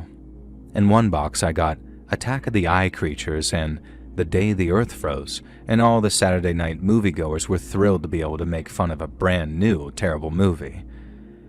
People actually started showing up to see some of the quote-unquote premieres I'd host, and then as revenue went up, I could afford to fix up the theater a little until the whole thing became sort of like a personal project to me and brought me more joy than I ever thought possible.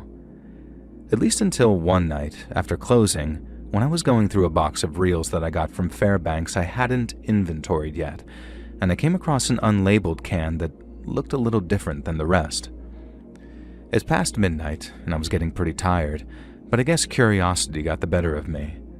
And so I opened the can, hooked the reel up to the projector, and then hit the motor after shutting off the lights. I'm expecting a title sequence of some kind, even just a vanity plate to let me know who made the movie, but there's nothing like that at all. The film just sort of flashed into life, no sound at all, showing maybe 4 or 5 flaming torches surrounding a big old tree.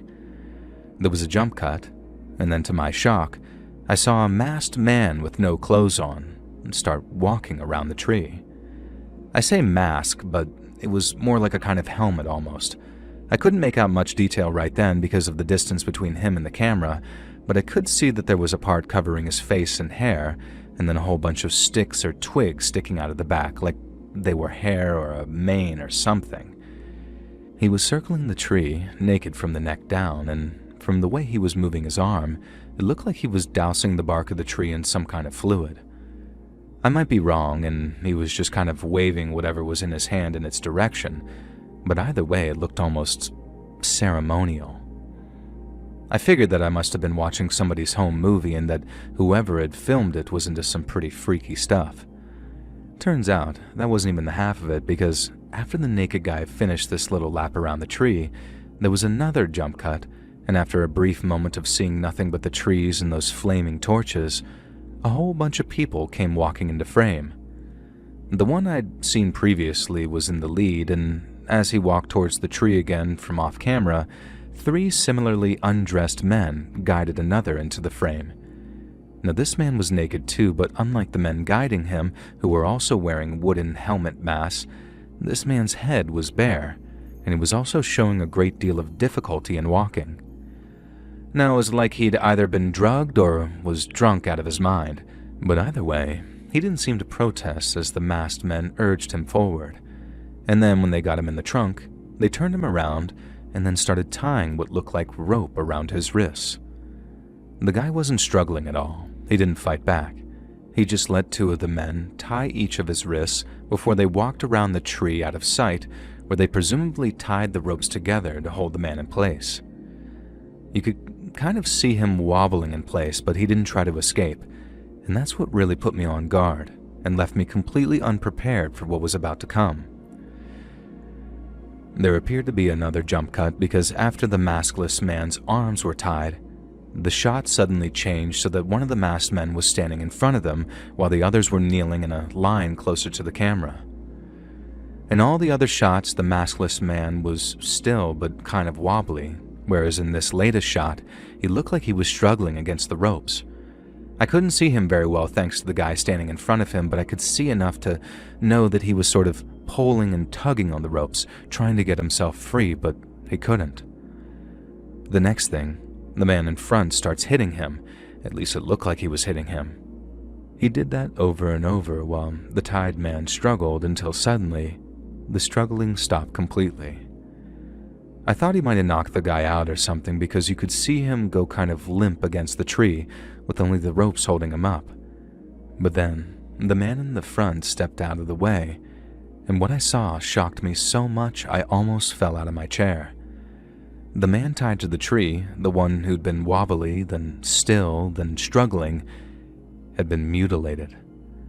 The naked man with the mask started gesturing to the bloody mess, and the tree-kneeling men started going wild, waving their arms and looking up to the sky. And then the standing man stepping towards the tied one, and from what I could tell, it looked like he started to almost reach into the guy's body. And that was all I could watch. And in a sort of half panic, I turned off the projector and the theater went dark again. I think I sat there for a minute or two in total shock, wondering if what I'd seen was even real. As something of a movie buff, I knew all too well that a clever director could fake something like that, and with those jump cuts being so obvious, I kept telling myself it was all clever editing and special effects. But what I couldn't make sense of was just how convincing the victim had been. How they must have been a damn fine actor to pull off that kind of performance. I also couldn't figure out how the filmmaker managed to get hold of such a convincing prop, because when he stepped away from that butchered body, I hadn't seen anything that realistic in all my movie-watching life. I kept telling myself it wasn't real, that it couldn't have been real.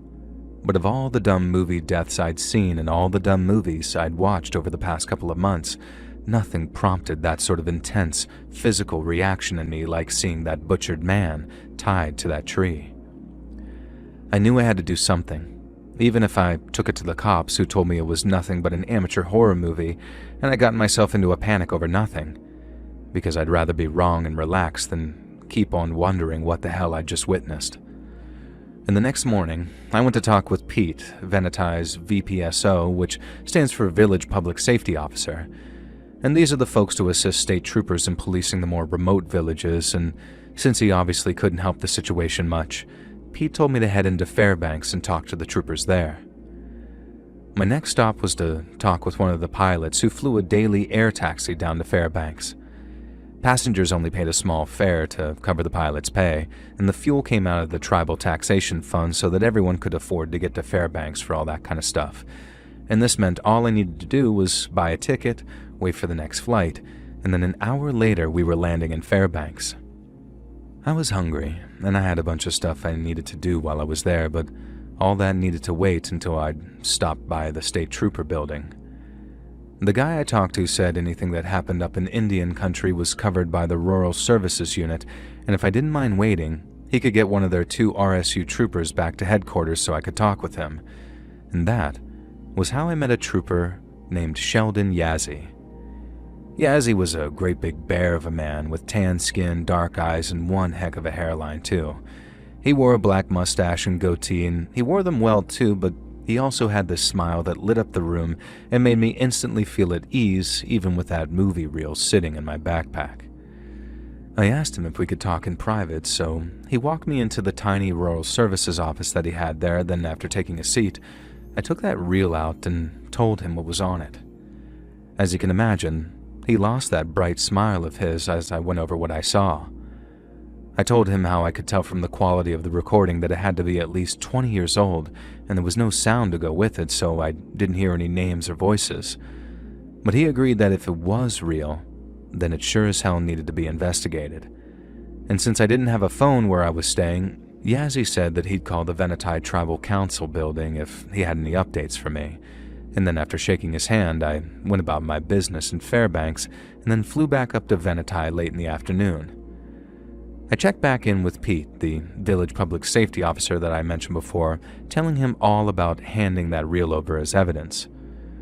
We still didn't know where it came from and only roughly when it was made, so we each decided it was best to keep quiet about me finding it and simply wait for a call from Yazzie to find out what the state troopers had to say.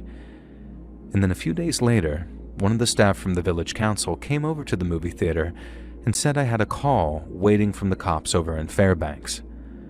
I know I must have turned a few heads running all the way across the road, but I didn't want to keep Trooper Yazzie waiting, and I also figured that it was too soon to have cracked the case, but I assumed that he might have something for me. But unfortunately on that part I was wrong. Yazzie said he and his superior had the displeasure of watching the reel together on a projector they borrowed from someone, and then by the time it had finished, every state trooper in the building was packed into that dark conference room with their eyes glued to what was happening on that big white wall in front of them. They were horrified, as they should have been, and their first port call was the Fairbanks junk shop that I sourced the box of reels from. Unsurprisingly, the owner apparently had nothing to do with the crimes and couldn't even remember where in the heck the reel had come from. He said people call by to drop stuff off and pick things up all the time, with some coming as far as Delta Junction or Grant Creek. There was no way he'd be able to ID the person who brought it in, and since there were no security cameras around his store, there was no going through it to figure out who did. They did get a couple of clues though, not much, but it was something. First off, the tree the victim was tied to was ID'd as a white spruce, the most common kind of tree in Alaska's uplands.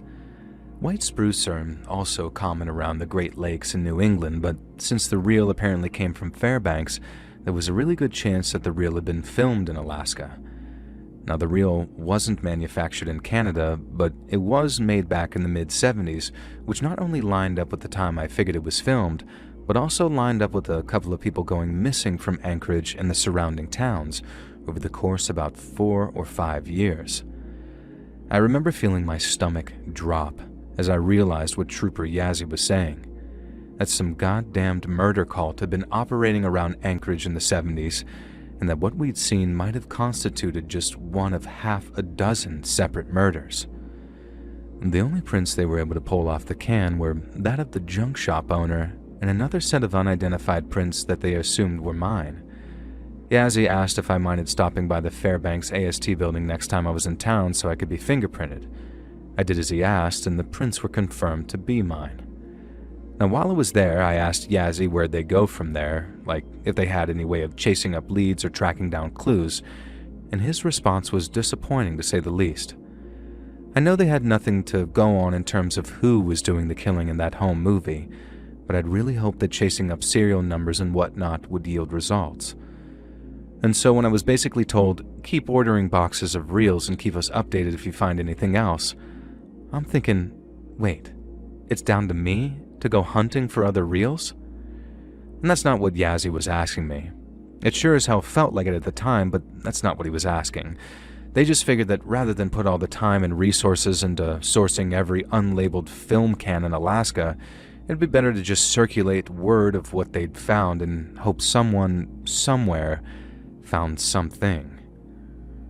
Trooper Yazzie had been really helpful on the phone, and I knew it wasn't his call to just do nothing about the home movie murder, but I was still hugely frustrated at the response by the state troopers.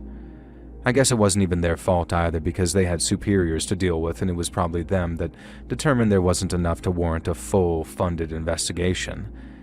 At least not until they had more than one reel and more than exactly 0 avenues of investigation they had at that moment. And so while I did kind of resent having to do it, I went into overdrive in terms of sourcing movie reels from places, calling as far as Anchorage, but also Vancouver and Seattle to see what I could get my hands on. I received more shipments of reels brought in by the Venetai air taxi than I ever had before, but even after months and months of searching and sourcing, I didn't find a single other unlabeled reel, let alone one with similar contents as the first. I had to wait years, literally years, before I came across another unlabeled film can, but when I did, even with all that time having passed, it was like I could feel the color draining from my face. It was the spring of 1999 when I found that first can of film, and I didn't find the second until late summer of 2001. But the moment I set eyes on it, I practically ran to the projector, hooked up the film, and fired up the motor after turning the lights out. There was that same long wait before any picture showed up, not title cards or vanity plates or anything like that, and I found myself both hoping it was from the same people, while at the same time hoping it was just nothing. But then the second I saw flaming torches flash onto the screen, lighting up the dark night around them, I knew it was from the same sick bastards who made that first tape I saw. The torches weren't surrounding a tree this time. They were all lined up on either side of what looked to be a huge teepee made of hundreds of wooden sticks. There were 2 more torches by the entrance, and just guessing, that thing must have been maybe 15 feet tall and just as wide. It was no small construction, and then as I'm looking at it, wondering just how long it'd take to put something like that together, there's a jump cut, and another one of those naked guys appears wearing one of those wooden helmet things. He walks up to the opening of the huge stick-made teepee thing, and then, after picking up one of the torches, he walks inside and starts lighting the inner walls on fire. I could see the orange glow pick up in the darkness as the flames took, turning the dark inside of the teepee this terrible orange. And I figured the guy'd walk out slowly, just as slowly as he walked in, but he didn't move. There was a jump cut and more of the teepee was on fire, the flames rising as the sticks caught, and the thing started to burn in earnest. And then at the same time, what I believe to be the same 3 figures as the first movie came walking into the shot, each wearing the same thing as the last time. I could see the guy who lit the teepee on fire, standing perfectly still inside of it, still holding his torch. There must have been quite a lot of smoke and heat in that thing too, but the guy didn't seem to move a muscle. And seconds later, the 3 approaching figures each filled into the teepee's interior along with him. There was another jump cut, showing the teepee all the way up in flames, and again I could clearly see all 4 figures inside of it. They must have been roasting alive in there, but they didn't seem to be moving a muscle. And then just as I started to wonder if what I was seeing was real, there was another cut to show the teepee collapsing in a shower of flames and sparks. I showed Pete the VPSO, and while he seemed shocked at first, watching those freaky-looking nudists walking into the burning teepee, he had the same reaction I did at one of those final jump cuts. He asked how he could be sure that those dudes were still inside once it was really burning, and how they might have used a little clever editing to make it look like they were. And he made a great point, and my first thoughts involved them faking their own deaths or something along those lines to throw the cops off their trail. Pete said that was impossible, but we still couldn't rule anything out, and the most important thing was getting the can of film to the state troopers in Fairbanks. Again, I thought the cops might be able to get some kind of clue from that reel. Like maybe they'd gotten reports of other huge sick teepees like that, so they could sort of, I don't know, triangulate the place that they were operating out of. Now I knew that they could track serial numbers, check shipments, and all that kind of stuff, so once again I found myself hoping my contribution might crack this case. But as it turned out, handing that tape over did way more harm than good. Yazzie explained how his superiors had reacted much the same as we had to all those sudden jump cuts towards the end of the footage, and instead of going with my theory that the whole thing was meant to confuse law enforcement, they started openly questioning whether the whole thing was even legitimate at all.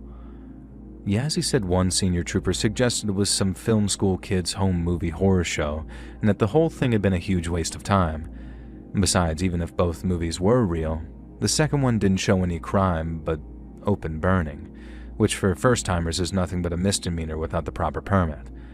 And at best, it could be used to tie the men to any of the other crimes that might occur into the future, but without a positive ID on the victim from the first movie, there was nowhere for them to go and nothing for them to do.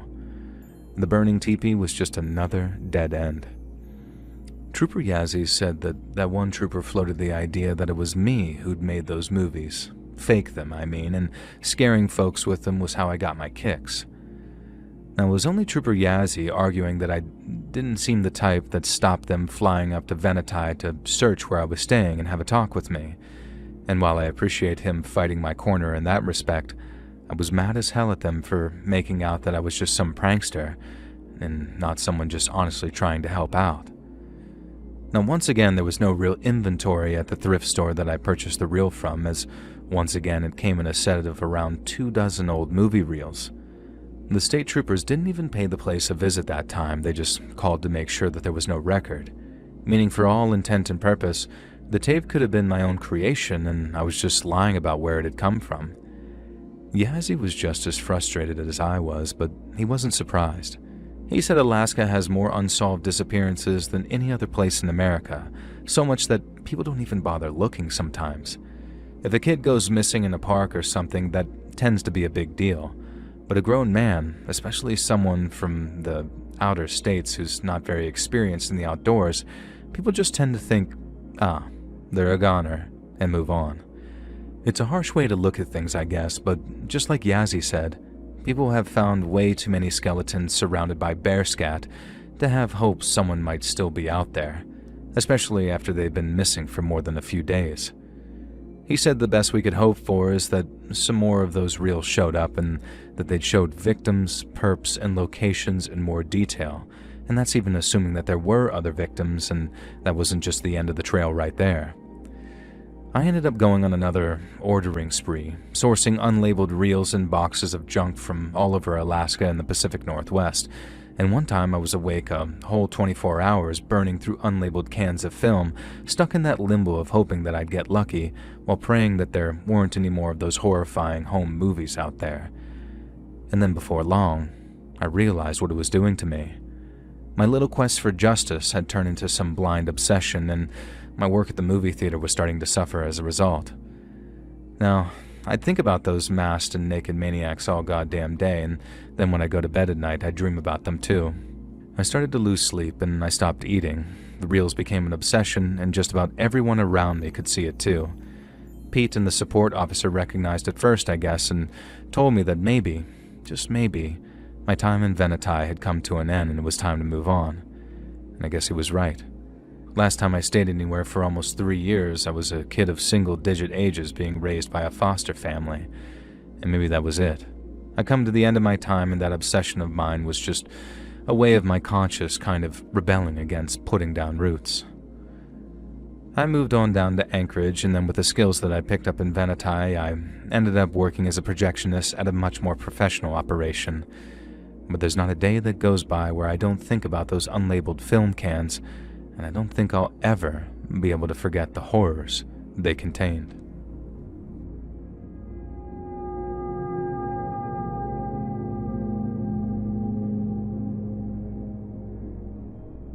I grew up in western Georgia, and for as long as I can remember, I always wanted to be a pilot. I thought about the Air Force for a while, mostly for the speed, but the high discipline environment wouldn't have done me any good. But then once I had about 1,500 hours under my belt, I heard about some pretty lucrative opportunities up north. Way north, too. Like in Alaska. I landed in Anchorage back in 2011 with enough money to bum around for a few weeks, enjoying all that seafood and the clean, cool air they got up there. And then while I was at it, I went around knocking on the doors of a few air taxi outfits and asked if they needed any pilots. I figured positions up there would be majorly competitive given the perks of the job, but I found a vacancy at the third place I called, an operation out of Talkeetna, hauling hunters, fishermen, and mail to remote airstrips.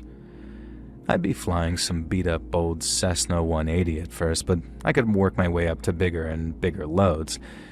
And then as long as I didn't spook the passengers or bend any metal, I was told that there'd always be work for me up in the land of the midnight sun, as they say. And the best thing about my job, by a country mile, was the freedom you got up there. You're basically an independent contractor, so not quite your own boss, but close enough to get all the benefits. And then cruising over all those jagged peaks and glaciers, all God's own artwork, it makes every single flight feel like a brand new adventure. On a clear day, you can spot moose from 500 feet up, with all those puffy white clouds off in the distance looking like floating mountain ranges for miles either side of you. You feel like a real maverick too sometimes, landing on gravel bars or frozen lakes that'd make most spit-shined airline pilots piss their pants. But then there are the downsides, the primary one being the weather. I've never flown anywhere that can turn from a bluebird to a whiteout in a matter of mere minutes. 1 second and it's chilly but otherwise a manageable flight, and then the next thing, you're dodging ice like it's taken a deep and personal disliking to you. One bad call on fuel or wind and you're toast, and even if you do somehow manage to land safely in the great American wilderness, you're hiking back to base with a hungry bear on your trail most likely. Because out there, walking with a limp or an open wound is like walking around with a big old sign above your head saying, "Dinner is served." Parts take forever to ship to Alaska from manufacturers, so maintenance is always a pain in the ass. And sometimes it's so lonely out there with nothing but your VHF radio that you actually miss having some babysitter in air traffic control checking in to bother you every couple of minutes. And that kind of brings me around to one of the hairiest scrapes I ever had up there, almost 9 years ago now, back in the early fall of 2017. It was September 6th, a Wednesday to be exact, and I was flying a whole bunch of supplies from Bethel up to a camp near the Yukon River in my old 185 on skis. Oh, and the skis part refers to these hydraulic wheel skis that we use for snowy conditions, because you can't use regular landing gear on a snowpack. Now anyway, the weather brief said marginal VFR, meaning that there was a high risk of encountering low ceilings, fog, and generally poor visibility, particularly in the more mountainous areas.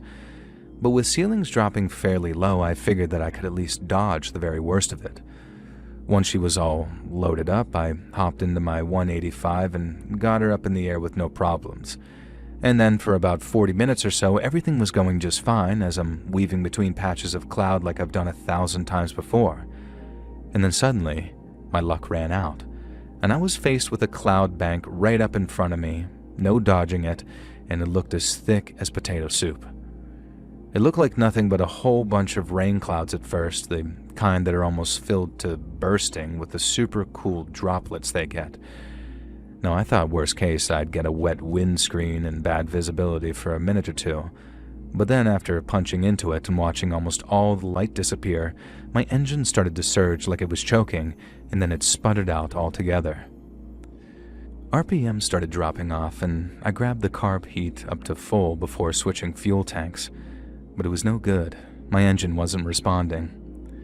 My instruments are going haywire, and I figured the pitot tube must have been frozen solid because my airspeed's reading 0.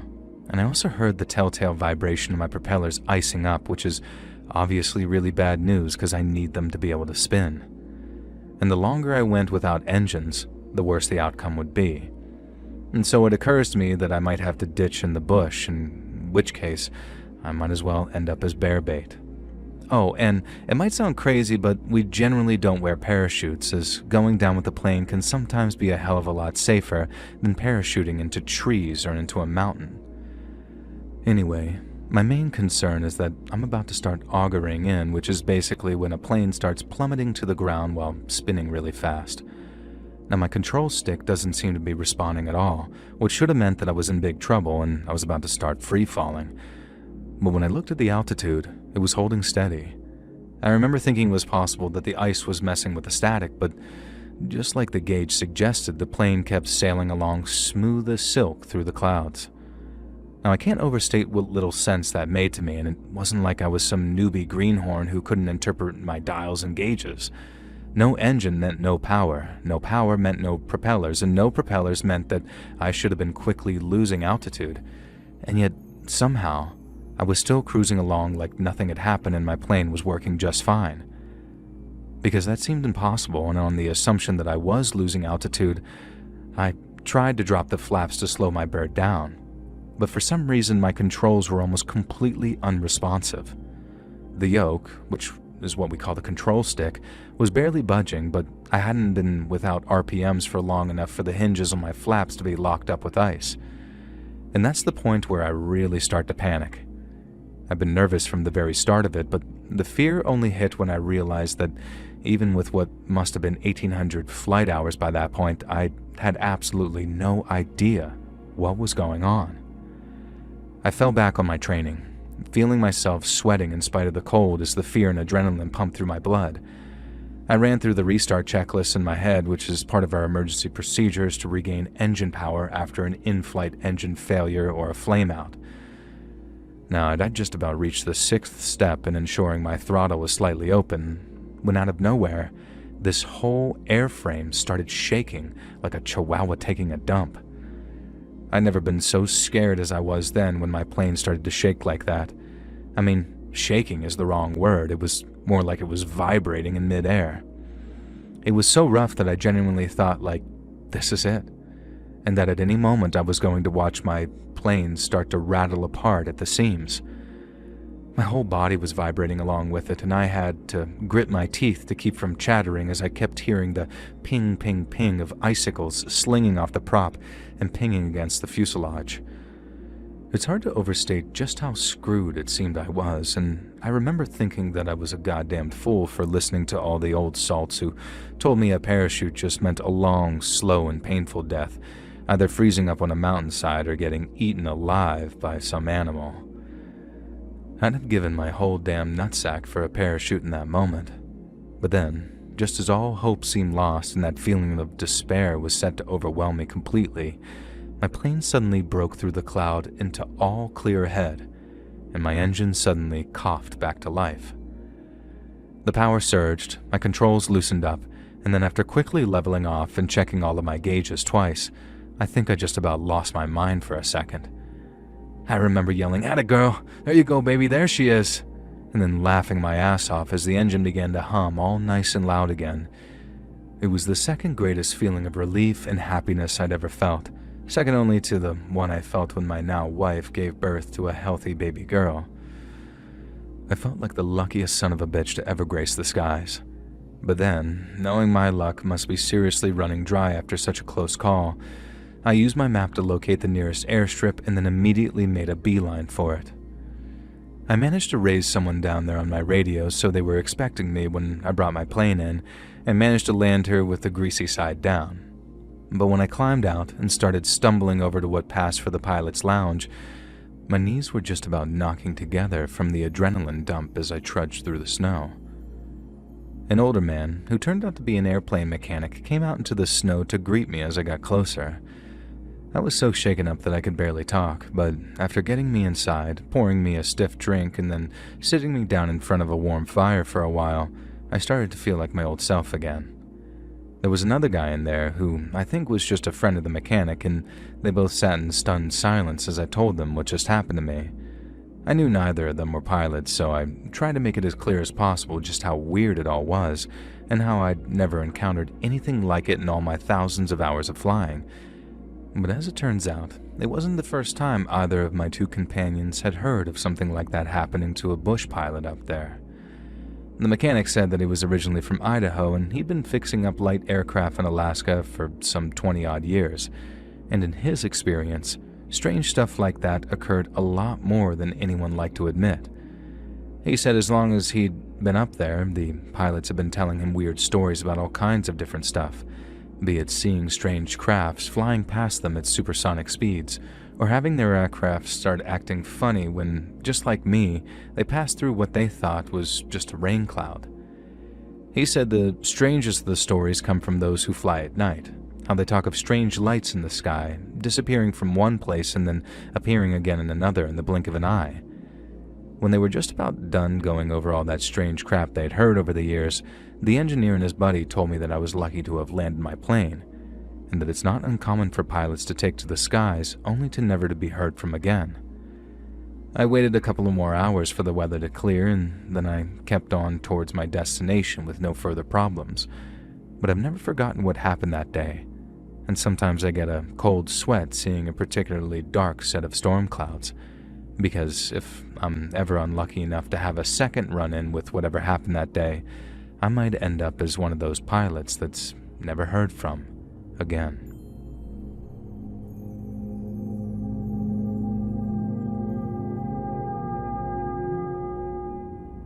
Longtime listener here from Anchorage, Alaska, and while I spent most of my life down here, I grew up on the far western coast in a place called Point Hope. Living in Point Hope felt like you were living in this frozen bubble at the very edge of the world, far from anything warm, cool, or relevant. It felt like no one else in America knew that we were out there. Heck, even the sun forgets about us for a month each year, and as you can imagine, winters were bad, even for Alaska. Some years the whole town would end up buried under 7-foot snowdrifts, and sometimes the wind would come in so hard off the sea that it wasn't safe to go outside. School would be canceled if it dipped below -40, which happened at least 24 times growing up, and even on the nicer days, we'd bundle up in these giant parkas that made us all look like different colored Kennys from South Park. We'd build snowmen and snow shelters out in our front yards, or at least try to anyway, because half the time they'd collapse on us and we'd end up having snowball fights till our fingers went numb through our gloves. In terms of demographics, there's a big Inupiaq element in town, so I grew up hearing all kinds of stories from elders about the times that came before. We were told how, before the gold rush, people would survive on nothing but seal or caribou meat, and times had changed so much that the Iditarod mushers now rolled through town on fancy sleds made of feather-light alloys instead of the more traditional wood, rope, and tuss. Now, we used to hear some incredible stories of tough hearts and sharp minds, but we also heard a few creepy ones too, and for me, there was none more creepy than the story of what happened to a kindly older elder named Kimmick. Now, back during the time of my grandparents, so the 40s and 50s, Uncle Kimmick, as they called him, lived out on the vast, wide-swept tundra to the east of Point Hope. He was a gentle, middle-aged man whose weathered face told the story of the life he lived, and wherever he went, he'd be wearing his thick fur-lined parka made from caribou hide, and at a time when everyone was wearing fancy, down-insulated coats, he cut a very prominent figure around town. His name meant dog in his language, and while I understand that to be an insult in a lot of cultures, to Uncle Kimmick it was the highest kind of compliment, because his one great love in life were his dogs. Uncle Kimmick was an expert at tending to his team of 8 loyal sled dogs. They were a mix of huskies and malamutes with all sorts of thick coats, loud voices, and boundless energy. He treated each one and every one of them like family, and fed them scraps of seal and fish that he hunted, even if it meant that he himself had to sometimes go without. He was a tough man, a survivor, but Uncle Kimmick was also known around Point Hope for being the sweetest old man you could ever hope to meet. He'd stop and talk with people whenever he came into town in a sled, and any trouble you'd had, he'd be there to help mend a fishing net or offer his sage advice on carving ivory. Point Hope's residents didn't see him much during the summertime. He had all the hares, berries, and seagull wine he could drink. Look it up, by the way. But during the long polar nights in the winter time, when the sun disappears for around 31 days, Uncle Kimmick used to mush his dogs into town at least once a week to pick up supplies. It's not pitch black all the time, and for a few hours around midday, the skies turn these sort of soft shades of red, violet, and amber and gold for just a few glorious hours.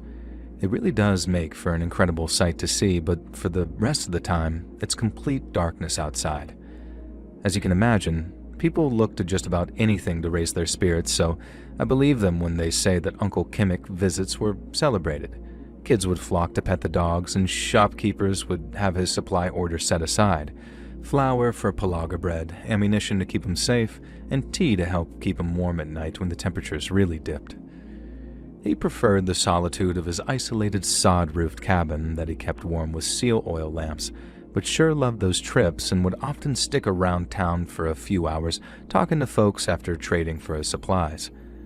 But then one day, in the late afternoon after the skies had gone dark again, Uncle Kimmick took off into the tundra again while waving everyone goodbye. But as he disappeared into the darkness, and with the light of his sled getting smaller and smaller, the people of Point Hope saw a lightning storm suddenly burst into life in front of them. It was my grandpa who told me the story, and not only did he claim to have witnessed that lightning storm with his own 2 eyes, he said it was the single eeriest thing he had ever seen. He wasn't the only one to see it. He spoke to plenty of older people who remembered that strange electrical storm, and the reason everyone remembered the storm as so strange was because of how silent it was. There was no greater gusts of wind and no thunderclaps after each fork of lightning struck, but that's actually very explainable, as thunder only tends to travel around 15 miles before the sound drops off. Everyone in town saw it as one of the many strange sights the far north has to offer, then went about their business as normal. About a week went by, and everyone was looking forward to Uncle Kimmick's return. They figured that he must be running low on the old firewater because everyone loves a drink when it's night all goddamn day. But Kimmick didn't show, and after 3 days of getting more and more worried about him, a group of volunteers went off into the tundra to go look for him. They wrapped up warm, gathered up their high-powered flashlights, and then after taking off on ski-doos and dog sleds of their own, they got about 10 miles before they found Uncle Kimmick's sled. The sled was lying on its side, the handrails all smashed up by something, and then his dog harness was empty too, with all 8 of them having been scattered to the winds. They're not tied or locked into the harness, so that wasn't all that shocking considering the sled itself had turned over, and at first, Uncle Kimmick was nowhere to be found. But then, maybe only 100 yards or so from where his turned-over sled was, they started finding pieces of his clothes all torn up. And then finally, they found him. Or at least, what was left of him anyway. The man's clothes had been shredded, but even so, there wasn't much left of him to cover up. The men who found him said it looked like he'd been eaten by a polar bear, one that had probably shared him with its cubs, but unless it happened to ambush him pretty good, which is real hard out there in the treeless tundra, then it wasn't a bear that got him. It must have been his dogs. Some of the other guys who found him said the damage to his skin and bones made it look like a frenzied and sustained attack from more than a couple of animals. But there was no confusing that till they found the escaped dogs and analyzed their droppings. The same group of volunteers went off searching for them, and with the dogs being hungry and staying as a very loud pack, it shouldn't have been all that hard to find them. But here's the kicker. Not a single one of old Uncle Kimmick's sled dogs was ever found. Not then, not in the future, not ever. After they found his body, people started connecting his death to the weird lightning storm that happened that night. People said it must have spooked his dogs and that he must have been right in the middle of that lightning storm when it came down, or at least close enough to the strikes that it scared the ever-living crap out of them. And that's the only reason people could believe Kimmick's sled dogs might attack him, that they must have been out of their minds with terror. But he loved those dogs like family, and everyone knew how much they loved him back. But even if Uncle Kimmick did get struck by lightning, which is what some folks believe, it'd take a whole lot of starving before his dogs saw fit to eat him, and they most definitely wouldn't have done it right away. But if that truly is the case, then what the hell happened out there? And what the hell happened to Uncle Kimmick's dogs? They never found any of their remains out there, and no one in any of the distant towns reported a pack of stray sled dogs running through their town. So then, where the hell did they go? No one ever did figure out what happened to old Uncle Kimmick, and in the years that followed, people were extra careful about where they traveled after dark and when, especially during the polar nights, when it seemed like something just might be lurking out there among the endless dark of the Alaskan tundra. Hey friends, thanks for listening. Click that notification bell to be alerted of all future narrations as I release new videos every Monday and Thursday at 9 p.m. Eastern Time. And there are super fun live streams every Sunday and Wednesday night. If you got a story, be sure to submit them over at my email, letsreadsubmissions@gmail.com, and you might even hear your story featured on the next video. And if you want to support me even more, grab early access to all future narrations and bonus content over on Patreon, or click that big join button to hear about the extra perks for members of the channel. And check out the Let's Read podcast, where you can hear all of these stories and big compilations located anywhere you listen to podcasts. I also have a true crime channel called Saturn Soul. All links in the description below. Thanks so much, friends, and I'll see you again soon.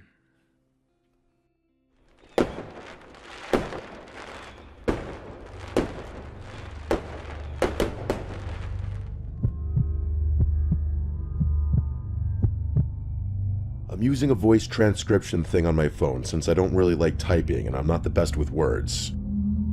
This was, God, I don't even know, like 7 or 8 years ago now. Maybe 6, I'm not really sure.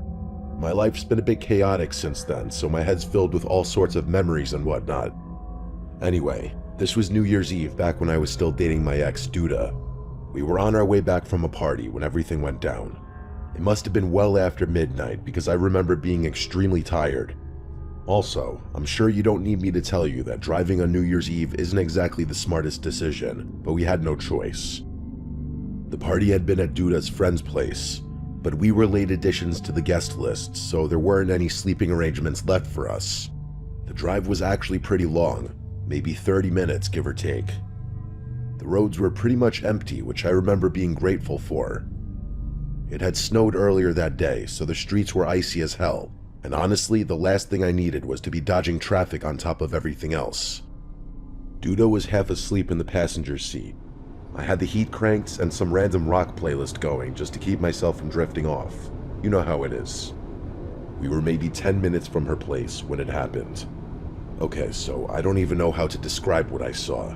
One second the road ahead was completely empty, and the next there was just a woman, literally standing in the middle of the street. And she wasn't like crossing or anything. She was just there, facing my car like she'd been waiting for us or something. I remember my brain just not being able to process it fast enough. I was already slamming on the brakes before I even realized what I was looking at. And then I realized she was holding a knife. It was down by her side, this massive kitchen knife, the kind you'd use to like carve a turkey or something. My headlights were hitting her full on, and I could see her face was all twisted up, like she was crying or screaming, or maybe both. It was sickly. I don't think I've ever reacted faster in my life. I yanked the wheel to the right to avoid hitting her, but the second I did, she lunged at the car. I heard the impact before I understood what happened. Despite the chaos of everything unfolding so quickly, I knew exactly what happened. She had swung the knife at my car as I passed. Even though I had avoided her, the swerve combined with the ice was just too much. I felt the tires lose grip, and suddenly we were spinning. Duda had woken up by then and immediately started freaking out. I was gripping the wheel like it would actually do something, but there was nothing I could do. The car was not under my control. We spun a full 180 and were basically facing the other direction by the time the car stopped. After recovering from the shock of almost dying, I looked up through the windshield and felt sick all over again, because we were now facing the direction we'd come from, which meant we were facing the woman. She was maybe 30 feet away, still holding the knife, illuminated by my headlights like something out of a horror movie, and she was limping toward us, like she was trying to move fast, but she was clearly injured. She was also screaming something I couldn't understand, just this guttural, incoherent noise that sounded more like an animal than a person. It was, and probably still is, the most terrifying thing I've ever witnessed with my own 2 eyes. I remember Duda yelling at me to do something, but I was just frozen. I couldn't look away from this woman lurching toward us. Her clothes were dirty and torn, and her hair was all matted and wild. I don't know if she was on drugs or having some kind of mental breakdown or what, but there was nothing behind her eyes. There was nothing there. It honestly looked like she was a dead person walking. She was maybe 15 feet away when my survival instincts finally kicked in. I threw the car in drive and slammed on the gas. The tires spun on the ice for this terrifying second before catching, and we started moving. I thought we were clear, Like I thought that was it. But of course, I was wrong. I don't know how she moved that fast. Like 1 second she was in front of the car, and the next she was on it. She threw herself onto the hood, and I felt the whole car shudder from the impact. Duda was screaming, I was cursing, and this woman was clinging to the hood of my car with one hand while stabbing the windshield with the other, just like over and over again. I felt like she was trying to get into my car and kill me. I felt like I was gonna die. I couldn't see or think. I just started swerving the wheel back and forth as hard as I could. The woman was sliding around on the hood, but she wouldn't let go. She was still screaming that horrible wordless scream, and her face was inches from the glass, and I swear to God, her eyes were locked on mine the entire time. On the third or fourth swerve, she finally lost her grip. I watched her roll off the side of the hood and hit the pavement really hard before sliding into the shoulder. The car fishtailed again, but I managed to keep it under control this time. I looked in the rearview mirror and saw her lying there. She wasn't moving. Part of me wanted to stop. I know that sounds insane given what just happened, but I thought maybe I'd killed her. Like maybe she was just some mentally ill person who needed help, and I just killed her. Duda grabbed my arm and told me not to stop. She was shaking and kept saying we needed to go, that it wasn't our problem, that we couldn't get involved. I said we should at least call the police, but she also shut that down immediately. She said the cops would blame us since we've been drinking, and that there was no way they'd believe our story. She said we'd get arrested or something. Looking back, none of that made sense, but Duda had this way of making everything sound urgent yet logical in the moment.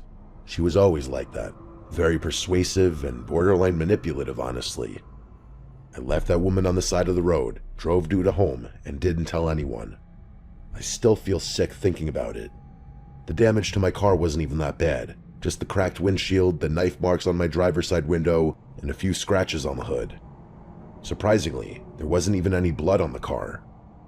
I got it fixed like a week later, but the guilt stuck with me for months.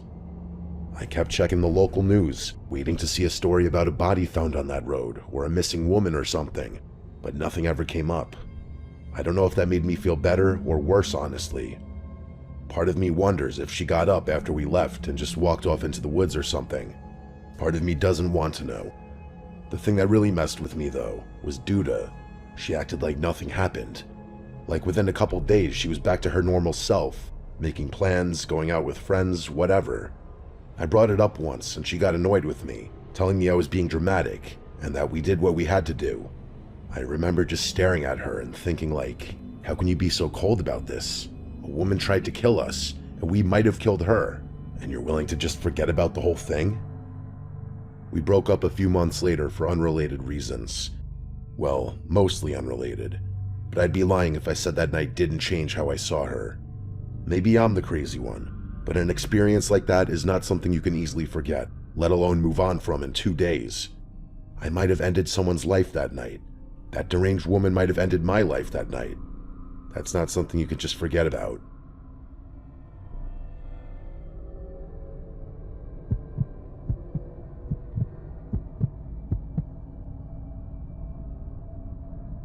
I went to Cal Berkeley for undergrad. It's where I met one of my closest friends, a guy named Garrett. His real name is Guo, but when we first met freshman year, he introduced himself by his quote, American name, and it just stuck. He's originally from Hong Kong, came to the States to study computer science, and is genuinely one of the smartest people I've ever known. After grad, we went our separate ways geographically. I moved to New York for work, and he went back to Hong Kong for the same reason. We're both in our late 20s now, both doing pretty well career-wise, both single. We try to see each other at least once or twice a year, whether that's him flying out to visit me or me taking a trip to Asia. I know it's pretty fortunate to be able to travel so frequently, so I never take that for granted. This incident happened last New Year's Eve, and I still think about it constantly. I've told a few people, but no one really knows what to make of it. Nor do I. Oh, by the way, Hong Kong is 13 hours ahead of New York. That means when it's midnight in Hong Kong, it's only 11 a.m. on December 31st in New York City. Garrett celebrates both the regular New Year and the Chinese New Year, so he was out partying that night, same as me, just half a day earlier. I spent New Year's Eve with my two closest friends in the city, Rylan and Ari. We started at Ryland's apartment for drinks, then made our way to this rooftop party in Williamsburg that one of Aris's coworkers had invited us to. It was honestly pretty fun and decently upscale, at least for Brooklyn. Around 11:30 or so, I started talking to this girl. She was standing near the bar by herself, and I honestly just walked up and introduced myself. We hit it off immediately. She had this energy about her that I can't really describe. Super easy to talk to, funny, engaging. We talked for maybe 5 minutes before she pulled me onto the dance floor. Her name was Maitreyi. I remember asking her to repeat it because I'd never heard it before. She laughed and told me everyone just calls her Maitri because that's basically how you pronounce it. I thought that was kind of charming. She pulled out a pen and spelled it for me on my hand just in case I, quote, forgot. Things escalated quickly from there. We danced, talked some more, and kissed at midnight. By around 12:30, she asked if I wanted to get out of there, so we grabbed an Uber back to my place in the East Village. I'll skip the next few details, but I will say it was a great night. We stayed up talking for a while afterward, and I learned a decent amount about her. Here's everything I remember. She was originally from San Diego. She was an artist, more specifically a painter, and she mentioned she used to do graffiti and murals before transitioning to more traditional stuff. Her middle name was Mia, which was also the name of one of her cats. The other cat was named Cosmo. Her birthday was April 28th. Her best friend growing up was from some tiny town in Germany called Hillesheim. Her dad was a patent lawyer. These are random details, I know, but they become important later, trust me. At some point, she mentioned her clothes smelled like the bar, so I threw them in the wash for her. She borrowed one of my t-shirts to sleep in. We fell asleep not long after that. I can't remember really what time it was. When I woke up the next morning, she was gone. At first, I didn't think much of it. People leave after hookups, it happens. I figured she slipped out early to avoid any awkwardness, which was fine. But then I started noticing things that didn't add up. The first thing was my apartment door. I have a standard lock that you can only lock from the outside with a key, meaning it doesn't auto-lock. When I got up to use the bathroom, I noticed the lock was still engaged, which meant either she had somehow locked it from the outside without a key, or she'd never left at all. But both of those were impossible scenarios. I checked the rest of the apartment. My place isn't big. 1 bedroom, 1 bathroom, a living room, a small kitchen. There's no second exit. The windows also don't open more than a few inches. I even searched my closet like an idiot, as if she might be hiding in there, but she wasn't. The impossibility of the situation made me start questioning my sanity. I started wondering whether my drunken state had caused me to imagine the whole encounter entirely. I kept pacing around my apartment frantically, as if she would just appear out of some corner and reset everything back to normal.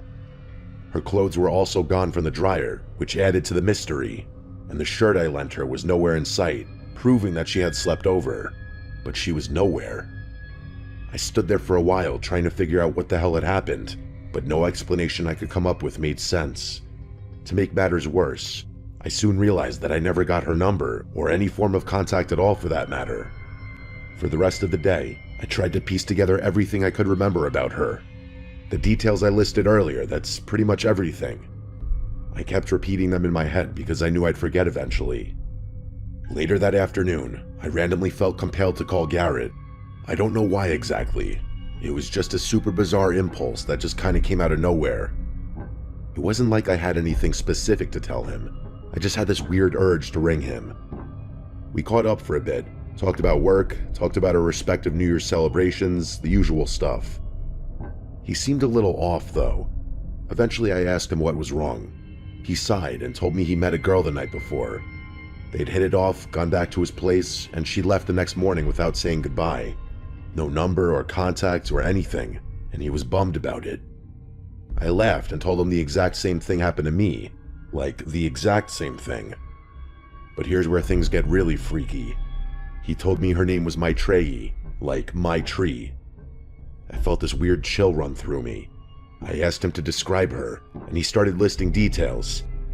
Everything matched up almost perfectly. Her birthday was April 28th, she was from San Diego, a painter who used to do graffiti. I cut him off before he could finish, and asked if she had a cat named Mia. That's when he went a little silent before saying yes. You could imagine what happened next. The two of us spent like 15 minutes just listing as many things as we could remember about her, and all of it lined up. It was actually kind of horrifying. It gets worse though. He actually had pictures with her, something I didn't have, and he showed them to me. It was the exact same girl, I'm 100% certain. We tried to rationalize it, but every explanation we could come up with was ridiculous. And here's the thing. Hong Kong is 13 hours ahead of New York. Garrett met her around 11 p.m. on December 31st, Hong Kong time. I met her at around 11:30 p.m. on December 31st, New York time. That's roughly a 12-hour difference, but a flight from Hong Kong to New York takes at least 15 hours, and it's usually longer, more like 16 or 17. Even if she had somehow gotten on a plane the second she left Garrett's apartment, she couldn't have made it to that rooftop party in Williamsburg in time. The math didn't work. It was literally impossible. And even if we ignore the flight time somehow, how would she have known to go to that exact party? How would she have ended up talking to me? How would she have known to use the same name, the same details, the same everything? I still don't have answers to any of these questions. Neither does Garrett. We've talked about it probably a dozen times since then, and we always end up at the same place. We don't know what happened, and we probably never will. Neither one of us saw that girl again. The thing that messes with me the most is how real it all felt. I know for a fact that she wasn't some drunken hallucination. I literally talked to her for hours. She slept in my bed, and then she just vanished from a locked apartment with no other exits. Garrett and I don't really know what to do with this.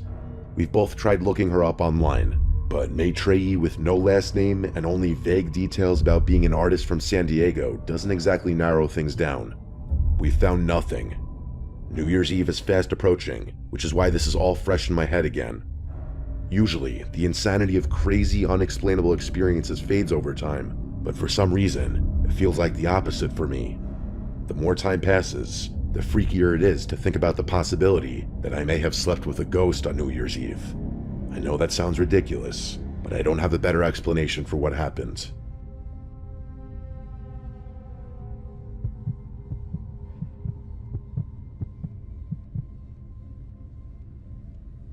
This story is one of my dad's.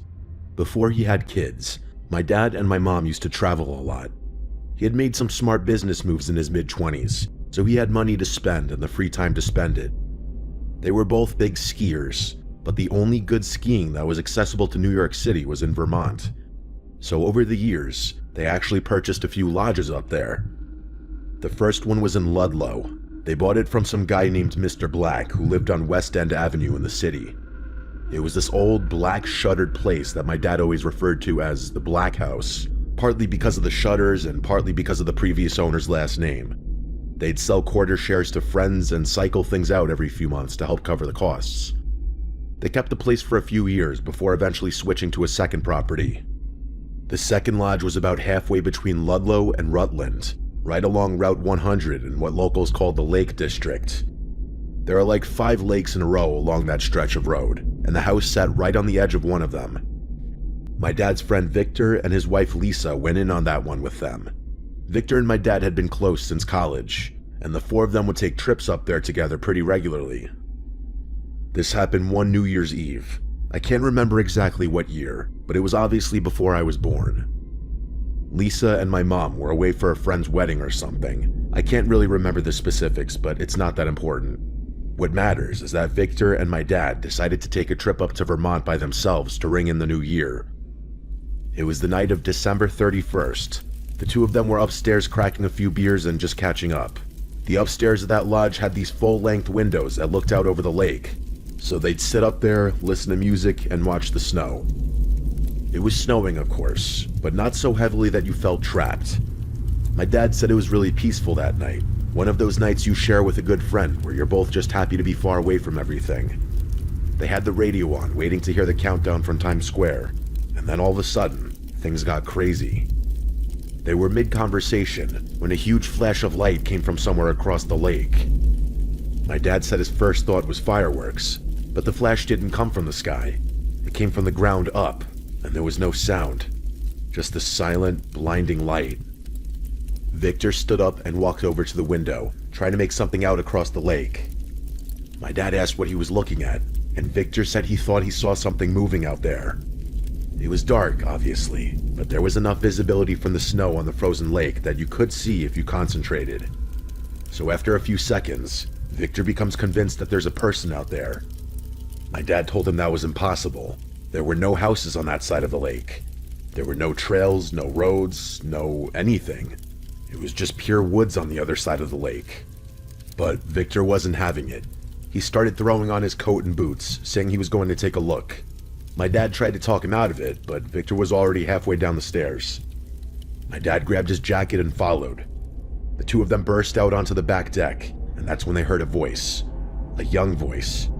It sounded like a little boy yelling help over and over again. My dad said it was faint at first, but unmistakable. There was definitely a child screaming for help somewhere out in that frozen lake. It had been well below freezing for months, so the lake was completely solid, no question about it. My dad said they didn't even think twice. They just started walking across. As they got closer, they could make out a figure standing on the ice, maybe 20 or 30 yards off the far bank. It was small, a kid for sure. My dad said he could see the shape of him against the snow. But then there was another flash. My dad said it was so bright he had to shield his face and drop to his knees. He couldn't see anything for a few seconds. Then when he finally opened his eyes and looked up, the kid was just gone. There was nothing out there but empty ice and snow. My dad said that's when he and Victor went from curious to terrified. They turned around and started racing back toward the house. My dad said he was running as fast as he could without slipping. Victor was a few steps ahead of him when he suddenly yelled and pointed up at the house. He was saying there was someone in the window, but not an adult, a little boy. My dad looked up, but didn't see anything besides the dark glass reflecting the snow. Victor swore up and down that he saw a kid standing right there, looking down at them. My dad didn't know what to say. He just wanted to get inside. They made it back to the house and searched the whole place. Every room, every closet, every corner, but there was no one there. The doors were all locked and the windows were shut. There was no sign that anyone had been inside. They decided to call it a night after that. My dad said neither of them really wanted to talk about what happened. They just went to their rooms and tried to sleep. Neither of them had even noticed midnight come and go. My dad woke up twice that night. Both times, he swore he heard a child laughing somewhere in the house. He lay there in the dark, listening, but it always stopped before he could figure out where it was coming from. The thing that freaked him out the most wasn't the kid on the lake or the figure in the snow. It was the light. That bright, blinding flash that came out of nowhere. He said he and Victor talked about it for years afterward, trying to come up with some kind of explanation. Lightning, a flare, fireworks from some distant town, but nothing made sense. There was simply no source. It just happened twice, and then it was over. They ended up cutting the trip short. My dad said they never talked about that night with my mom or Lisa, not until years afterward at least. My dad still doesn't know what happened out there. He's told me this story maybe 3 or 4 times over the years, and every time he gets to the part about the light, he just kind of trails off. I asked him once if he thought it was something supernatural, and he just shrugged and said he didn't know what else it could have been.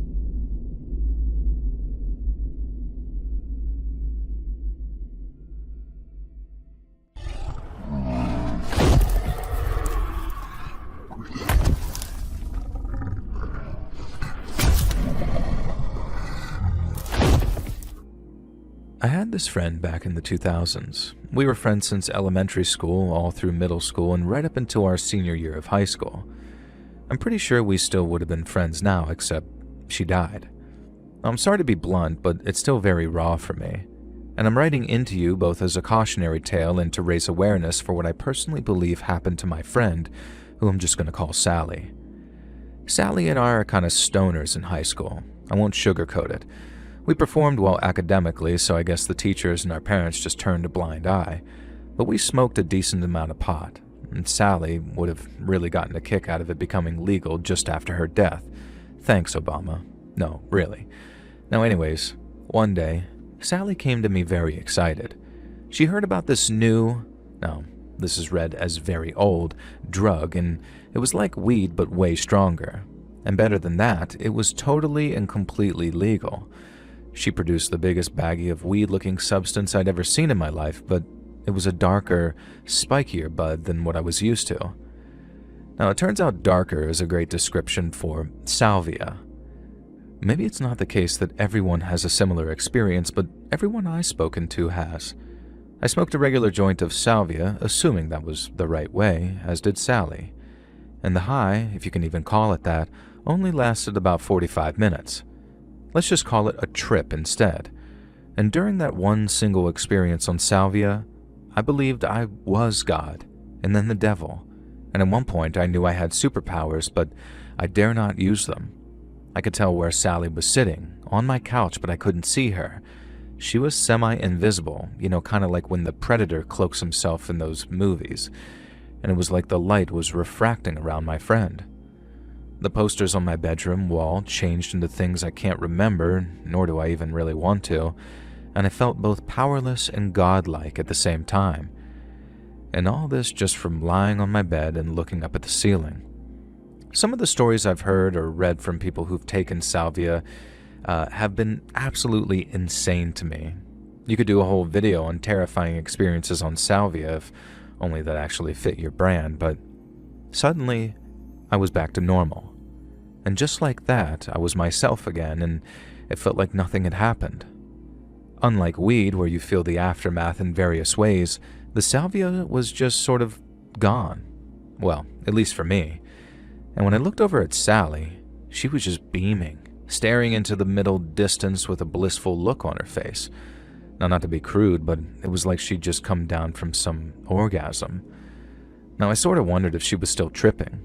But then she turned to me and I could see it was the same old Sally I knew and loved. And she said something I could never and would never agree with. "That was incredible, dude. I think we found our new drug of choice." Well, there was no way on earth that I was smoking that amount of salvia again. I did try, I really did. Sally was so enthusiastic about it, and something about it being legal made her feel different. As much as she'd been a bit of a pothead, she'd always despised the fact that it was illegal. She'd always hated the fact that we'd had to acquire it from ex-high schoolers who were almost all creeps, and I don't blame her. We both had some bad experiences with dealers from our high school and a bit older, and yeah, I don't really want to talk about those, though. But salvia, you could buy, legally, right from the sources. And there were stores tucked down these small alleys that sold it, and something about this spoke to Sally, I guess. And I guess it helped her have a better experience with the trip. And so, like I said, I tried. I really did. I mixed a tiny, tiny bit of salvia in with some rolled-up cigarettes. Only I didn't smoke tobacco, so it was like throat-effing myself with a lit cigar. I tried mixing it into some brownie mix, and it just tasted like eating brownies with dried leaves in it, and still made me trip in the worst ways. I ground it up and snorted it. Now that was a big mistake. I just sneezed it right out, and that was a gross experience. I don't even want to imagine that one. Now meanwhile, Sally was smoking more and more of what I genuinely believed to be Satan's drug of choice. I had no idea how she was even managing 2, 3, 4 joints of salvia a day without going insane. But I guess that's the problem, isn't it? She was. I just didn't see it. We were in our final year of high school studying for finals and graduation despite what else the salvia might have been doing. It was turning Sally into this sort of savant genius, believe it or not. She went from a B student to an extremely high straight A student in every single one of her classes. The teachers were shocked. If she'd gone through her whole high school career like this, she would have been valedictorian so hard that it would have left the previous one in the dust. As it was, she was on track to comfortably be salutatorian. Now alas, she never made it. It's a tale as old as time, but with a dark modern mystery twist, at least in my opinion it is. Obviously, the drugs got to her, but salvia doesn't get to you in the same way most other drugs do. There are other natural plants that have a lot in common with salvia, but nothing I've ever read about these other drugs have been quite as cursed and haunting as my own experience on that drug, let alone what Sally must have gone through. It started when she came to our shared room in our shared student accommodation one day and announced to me that she'd seen God under a bridge. I assumed she was joking, so I asked if God was under the bridge and if she was so sure it was God and not some homeless troll. Now, Sally got kind of, not mad, but serious about this. God hadn't been under the bridge. She'd been under the bridge when she saw God. I asked her to explain how this meant that God themselves wasn't under the bridge, and she told me a story of how, of course, she'd been smoking salvia with some other kids who'd been introduced to the legal substance. And did I emphasize that this crap is legal? By someone, and I'm pretty sure it was Sally, but I didn't want to upset her, and I could hardly accuse her too hard of introducing some kids to some legal plant. Now, she explained that God had just appeared inside her head during a short trip, and he told her to cross over in the land of the goddess Sonora. Now, at first I didn't understand what Sally was saying. Cross over into where? What? Some kind of spiritual plane? And then it struck me with a dawning horror.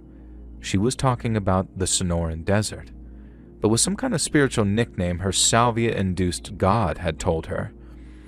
We lived just outside of Phoenix to the southwest, so passing into the Sonoran Desert wasn't at all out of the question. In fact, a bunch of us had taken a camping trip to the outskirts until I realized that getting sand in a certain part of your body is one of the most unpleasant experiences I've had up until that point. I'm sure there are ways that older, seasoned women avoid that in the desert, but I was a 16-year-old high school kid. I had no idea. All I knew was as soon as I got home, I spent so long in the shower that I'm pretty sure my whole abdomen turned into a prune. Now, the point is, the potential for sand in her unmentionables aside, I didn't want Sally crossing over into the Sonoran Desert on some salvia-fueled pilgrimage. I protested and insisted that there's absolutely no way Sally should go on a pilgrimage to meet the goddess Sonora, or any other god for that matter. Unfortunately, I could not talk her out of it, no matter how much I rationalized, then begged, cried, screamed, threatened to tell her parents, threatened to handcuff her to her bedpost, all sorts of stuff. And so instead, I made the best compromise I could think of. I offered to go with her, and maybe this story would be very different if she'd said yes. Better or worse, I can't say, but again, she was absolutely adamant that this was something that she had to do alone because God had told her so. She laid out a plan. 1 week from now, she'd head to a certain rock that she'd seen in the vision, whereupon Sonora would be seated and grant her, quote-unquote, the truth, whatever that was. Honestly, the trip didn't seem too bad.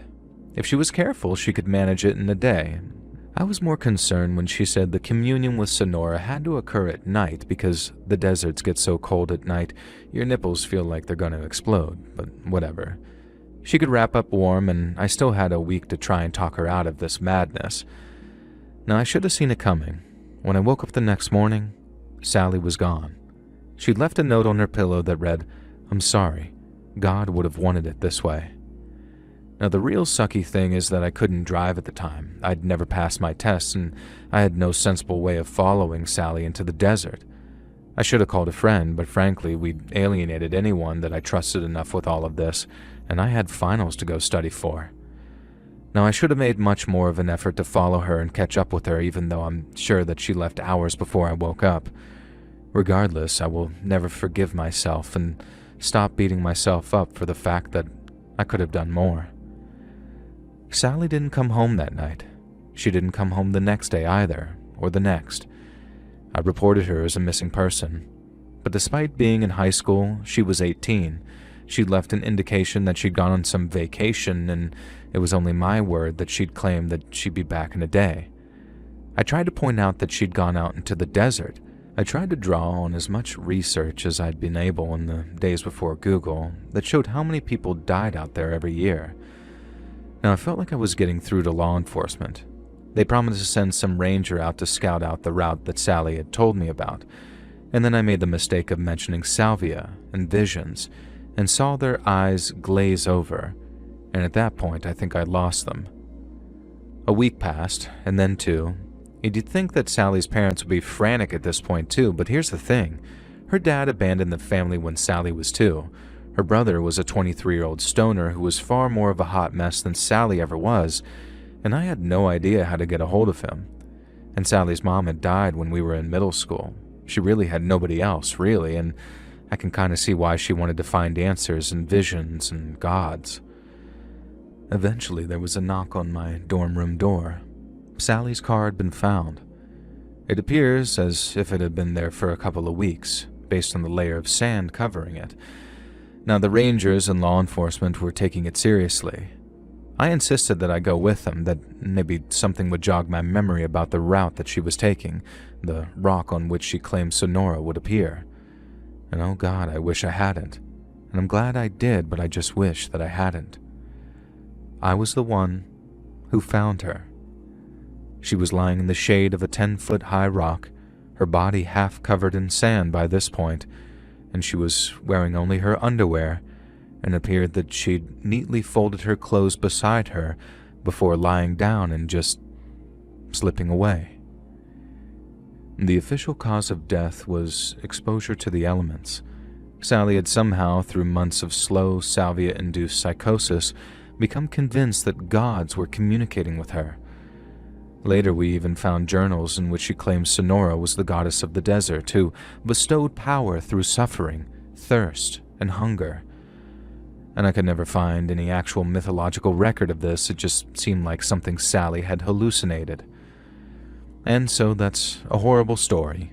It's scary how things can mess with your mind, and maybe my mind's messed up too, but I think things were a lot worse. I don't think Sally actually died of the elements. I think she was murdered. I think somehow someone had been implanting the salvia psychosis into her mind through suggestion. I have no idea who. Someone she got high with when I wasn't around, maybe. And I'll tell you why I think this. Sally wore a locket with 2 photos, one of her mother shortly before she died, and one of the pair of them when Sally was a baby. She never removed that locket. Never. Not when she slept, not when she showered, not when she bathed. She could be completely naked and she'd still be wearing that locket. Not only had she removed it for whatever reason she removed her clothes, but there was no sign of the locket anywhere. It wasn't placed with her clothing like the rest of her belongings, and it wasn't in the car. I told law enforcement about this over and over again, but they insisted that there was no other evidence of foul play. They said the locket could have easily sunk into the sand or all sorts of things. Nobody murdered her, they said, and sure, maybe someone didn't stab or shoot her or crush her trachea, but someone sent her out there to die, and then they took that locket. I'm certain of it. I've been out there so many times searching for it. I've dug, I've searched with metal detectors, and I've once even smoked salvia again against my better judgment, hoping for some type of vision or a map or a culprit or something. I don't know. Maybe Sally had it right. Just lie down and drift away. I'm the one left here still obsessing over this for nearly 20 years, and I don't go out there much anymore, but I can't really leave Phoenix. What if, like the namesake bird, Sally rises from the ashes and shows me who killed her? What if one day I go out there and find the locket? At least I could be at peace. Instead, I'm just sort of left here writing the story, begging people not to go down the salvia path. It's still a legal substance in Arizona, and I don't say this in a sort of winners don't do drugs type of way. It's just the idea of what happened to Sally and what might have happened is enough to terrify me for the rest of my life.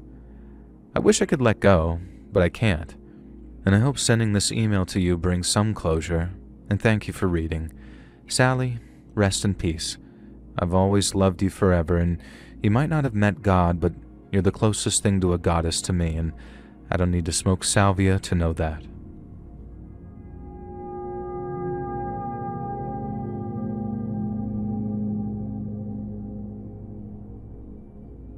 So I've been asked to write into you by a younger friend who's a listener. I hope you get a kick out of this one. Apparently you do like bat crap crazy people. Now, a bunch of years ago, after the dawn of cell phones, but before the rise of smartphones, me and a bunch of buddies decided to go on a little trip.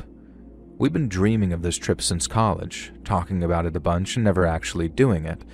And so one summer, I was all, guys, F this. We're doing it. We're doing a road trip across the states and nothing can stop us now. Now, we're all from sunny California and all went to the same college there, so it was just a case of seeing the country we so love. And there was no real rhyme or reason to our route. We just plotted out a vaguely cool-looking trail that would take us to all the places that we'd always wanted to visit, or drive through, or pass by with a sort of look of disgust. I won't lie, the four of us were kind of comfortably off. One of us was, and still is, disgustingly rich, but also the most generous pal you'd ever meet. So he offered to fund the majority of the trip, with the rest of us chipping in for food, touristy stuff, roach-infested digs that we might stay in, that kind of thing. But our rich buddy, whose name honestly is Rich, paid for the vehicle, the gas, the upkeep, and he bought a brand new car for the trip, actually. And it was an absolutely stunning Camry, and to say that I was jealous would be an understatement. Now, a slightly buff silver, this thing was a beast. It maybe wasn't the best choice for a road trip. We would have probably been better off getting a van or a camper or something, but we just wanted to drive the American highways looking cool as we did. Now, there were four of us, and the Camry was comfortable, if intimate and crowded, and that was fine with me, given who the group members were. There was Rich, his boyfriend Andy, and then there was me, of course, and finally, there was Kay. Now, I've had a huge crush on Kay since the first year of college and never made a move. We just graduated at the start of summer when we went on that road trip, for some context. Now, naturally, while we all took turns driving, the majority of the trip was Rich handling his brand new Camry and Andy riding shotgun, and this meant that I got to spend hours, days really, in the backseat of a car with a girl that I believed was the love of my life. And it's pretty obvious to anyone on the outside that I've been thoroughly friend-zoned, but bear with me. What is love without hope, and what is hope without being a hopeless romantic loser like myself? This is why my British friends call me a wanker, I guess. No, anyway, it was brilliant. We spent the days driving, sightseeing, and hitting all the tourist traps that sheltered Californian kids typically look down upon. And then we spent the days in a mixture of high-quality hotels, but more often, these flea-ridden desert motels. Now, I couldn't have been happier. It was freaking epic. We passed through a bunch of deserts on our routes. One of our big things, mostly thanks to Andy, who was a geology nerd, was that we wanted to experience as many types of desert as possible, if you understand what I'm saying. A lot of people think deserts are just sand and red dust, but that's not even slightly the case. Did you know most snowfields are technically deserts? Huge areas of just shingles, all sorts of stuff. Now, most salt flats are also deserts, which I think is a more commonly known fact, but it's the Utah Salt Flats, the Great Salt Lake Desert, where this first started. If you've never been, in my opinion anyway, Utah is an absolutely stunning state. The Salt Flats, the Salt Lake Desert, it's a miracle of nature. There's just something about it, something haunting and beautiful about it all. The Bonneville Salt Flats were like a spiritual experience for me, especially experiencing it with Kay. I was growing convinced that I might not be in the friend zone after all. And at one of the motels, there had only been 2 double rooms available.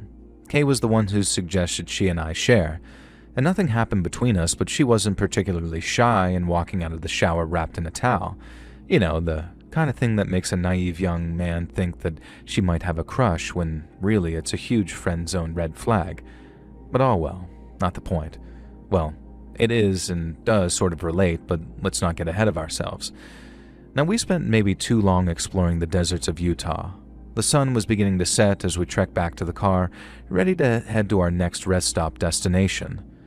A few miles down the road, and we spied a car pulled onto the verge. Unpleasant-looking black smoke was billowing out from under the hood, and an extremely red-faced man was pacing back and forth behind the car, as if hoping the desert plains would offer up some answer. We slowed and pulled up behind him. No way were we leaving a fellow traveler alone on the road, especially knowing how cold it could get even in the summer. And that's another thing about deserts. Most of them get extremely cold at night, you might know, apart from the frozen tundra ones, of course. They're just cold, period. And so, the road we were traveling wasn't entirely void of other travelers, but it wasn't exactly bustling with traffic either. Most of the other drivers seemed to be vacationers or road trippers like us. It wasn't exactly a route that you took to and from work, which in retrospect could have been a red flag, and you'll see why. When we pulled up on the verge behind Angry Breakdown Man, you could almost see the relief fill his body. We all climbed out of the car, but Rich did the talking. He had a bit of a gift of gab. It turns out that the Angry Breakdown Man was named Cliff, and he'd been traveling home from work when something just sort of exploded under his hood. Now, he knew nothing about cars, so he just had to stand there and watch as thick black smoke billowed out from under the hood of his red Ford. Rich did know about cars, and he knew enough to try and pop the hood would be a bad idea right now. Whatever was going on, it looked like it might actually catch fire any minute, and he suggested that Cliff climb in with us, and we'd ride the 3 to 4 hour trip to the motel that we booked, and he could sort his own stuff out from there. Now Rich, ever the kind guy he is, told Cliff not to worry about costs and things for the time being. Kay climbed into the back of the Camry, and I moved to sit next to her, in the middle, of course, and before I had a chance, Cliff practically dived in my way and scrambled next to Kay. Kay shot me a look that suggested that she wasn't entirely comfortable about this, but what could we say? And let me tell you a little something about this Cliff. He was dressed in what seemed like business attire, but he ditched his suit jacket and tie back of the car. He hadn't bothered to retrieve these, and I could see a dusty suit jacket abandoned on the floor. I guess it wasn't a tailored fit, or maybe work paid for his clothes, I don't know, I'm not an office worker. Now, he was also a fella who was on the larger side. It was impossible for myself and Kay to sit in the back of that Camry next to him without being touched by his sweaty body. And boy, did he sweat.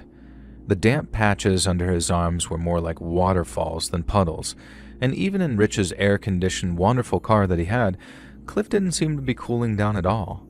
Sweat was just pouring down his face, and I wouldn't normally be this mean about someone's appearance, but I think it's justified here, and I'm sure you'll soon see why. Things were a little awkward at first. Cliff decided to talk about himself relentlessly even when we stopped asking, and the stories he told were similar but weirdly conflicting. One moment he was a salesman who worked out of an office in Salt Lake City. The next he was a traveling salesman, hence why he'd been on that stretch of road. Now he hinted that he was part of the LDS Church, a Mormon you might know them as, but seemed to know nothing about the faith. He claimed that he had a wife and referred to them as being together, but later said that they were separated.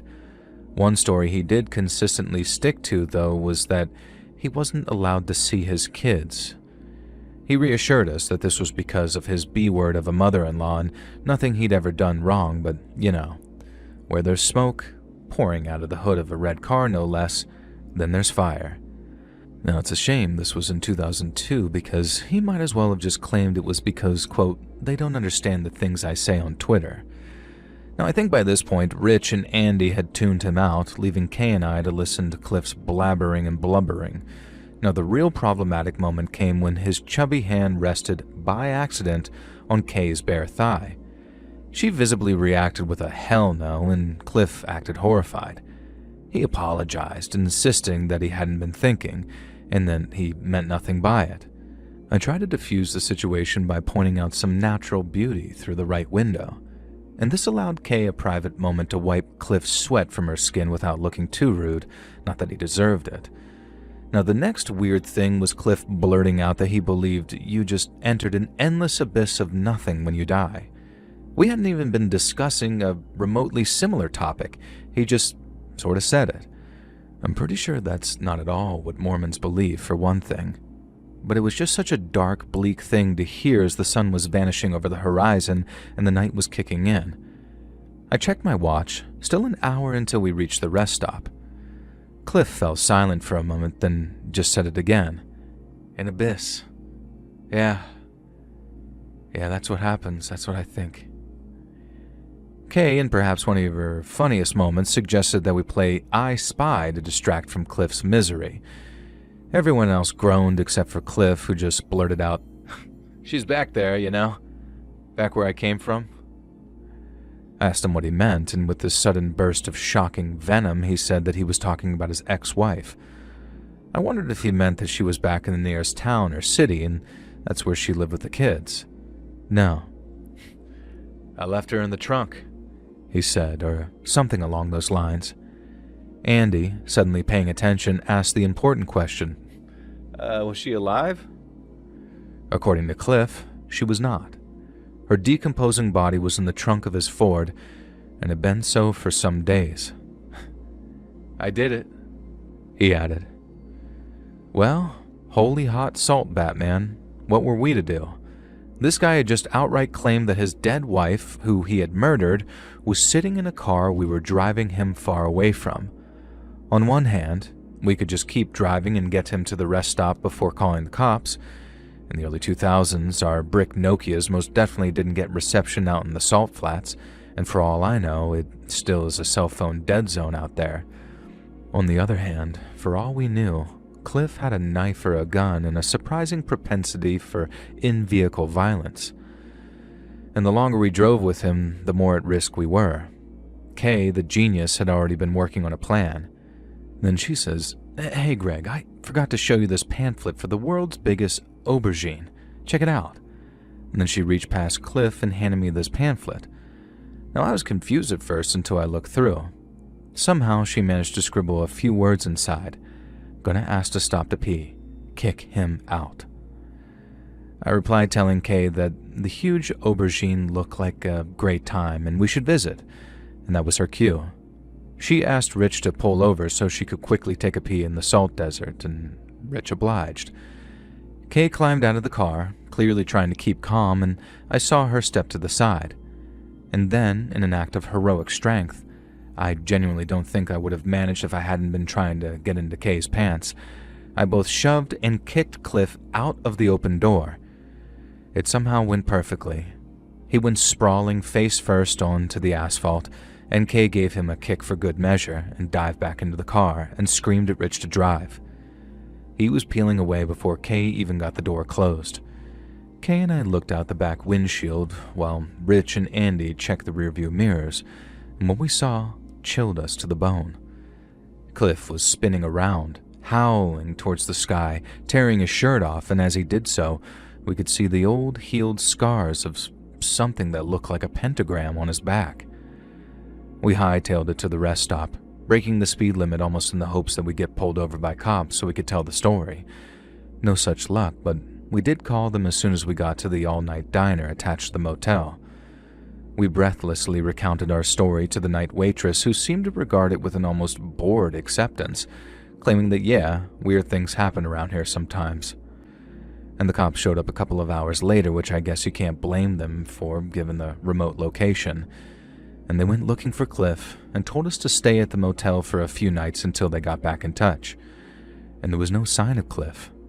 They did find his Ford, which had been apparently deliberately torched. There was no murdered ex-wife in the trunk. Whether he went back and retrieved her, or he lied, or something else entirely, I have no idea. There were no reports of a missing person, especially anyone married to a guy called Cliff, and his existence was just some mystery. The cops theorized that the pentagram or whatever we saw carved into his flesh was some kind of leftover from the handful of true stories of satanic panic from the 80s. Some kids really did suffer from abuse masked by the satanic panic furor. Very few people are aware of that fact. Not all of it was actually made up. And so Cliff could have been anyone. He could have been a mentally ill victim of an abusive upbringing. He could have been a member of a 2000-style Manson family. He could have been a wife killer. But one thing he couldn't have been is a passenger on our road trip for any longer than he was, and I have no regrets about kicking that terrifying man to the curb, literally.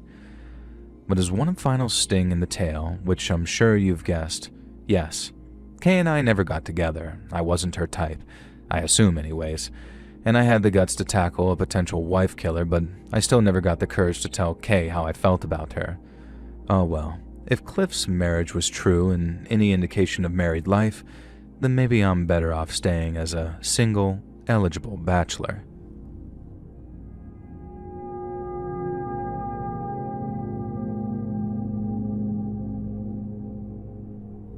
I've got a very short but very creepy story for you, as when I was a little kid, I was obsessed with road trips.